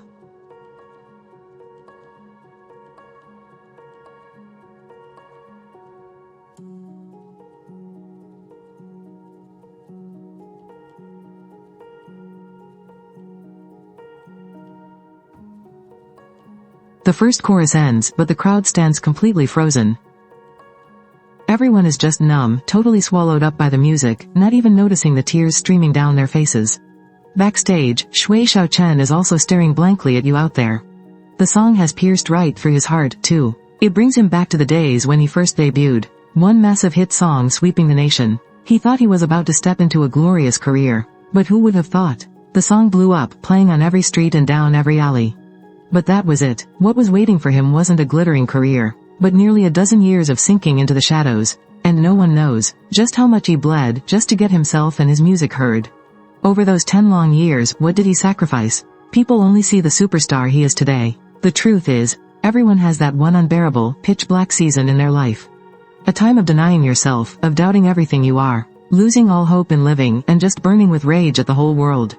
Why am I always the one getting beaten down by life? Why is my luck always this rotten? Why won't anybody help me? Why is it that when the pain hits its absolute breaking point, you even start thinking about ending it all, just to escape the nightmare? You know you shouldn't think such dark thoughts. But how are you supposed to just turn off your own mind?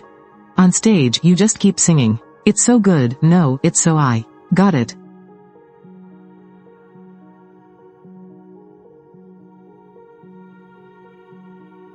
Nah nah nah nah.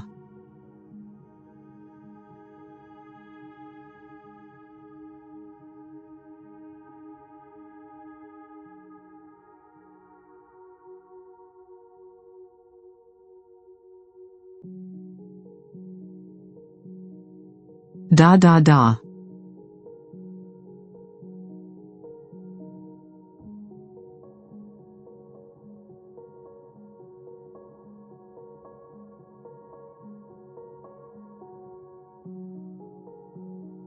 The lyrics aren't repeating, but they paint the exact same haunting picture as before. It leaves you breathless. The more emotional souls in the crowd are already bawling their eyes out. When people get emotional over a song, it's not really about the track itself. It's because the music forces them to see themselves. It's a resonance that hits straight to the soul. Just then, another burst of drums hits, and the rhythm takes a sudden shift. That she knows, oh.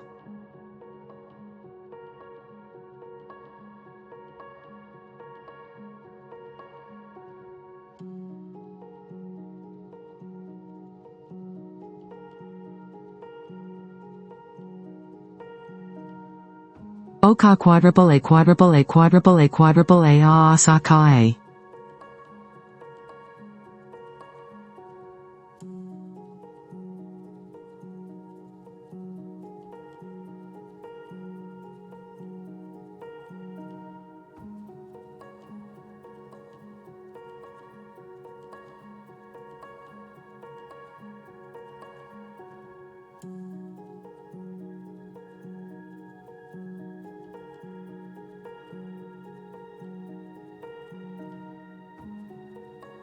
As your voice slowly fades into the music, the song comes to an end.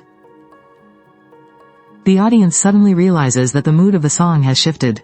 It's not as tragic as it was before. During the first half, there was this desperate, roaring agony in your vocals. But reaching this final part, your voice actually softens and calms down. Paired with those hopeful lyrics, it sends a gentle warmth right through their hearts. It feels like a scorched prairie ravaged by wildfire, finally welcoming the spring rain, as if a tiny seed of hope is slowly beginning to sprout. It is the dawn of hope and a turning point in destiny. By now, they finally understand that the true meaning of this song isn't to drag you into despair, but to actually heal you. You can see the gloomy eyes of so many people suddenly lighting up with inspiration. Yeah, life might be incredibly hard, but so what? We are all in the exact same boat. We come into this world with nothing and we leave with nothing. We all have roughly the same amount of time, and in the end, we will all just fade away into thin air. So why cut your life short? If there is a hurdle you just can't get over, then just don't cross it right now. It's not like it's going to physically hurt you. Just let it go. Someday, you will be able to move past it. And then, roaring, thunderous applause completely fills the venue, echoing louder than ever before.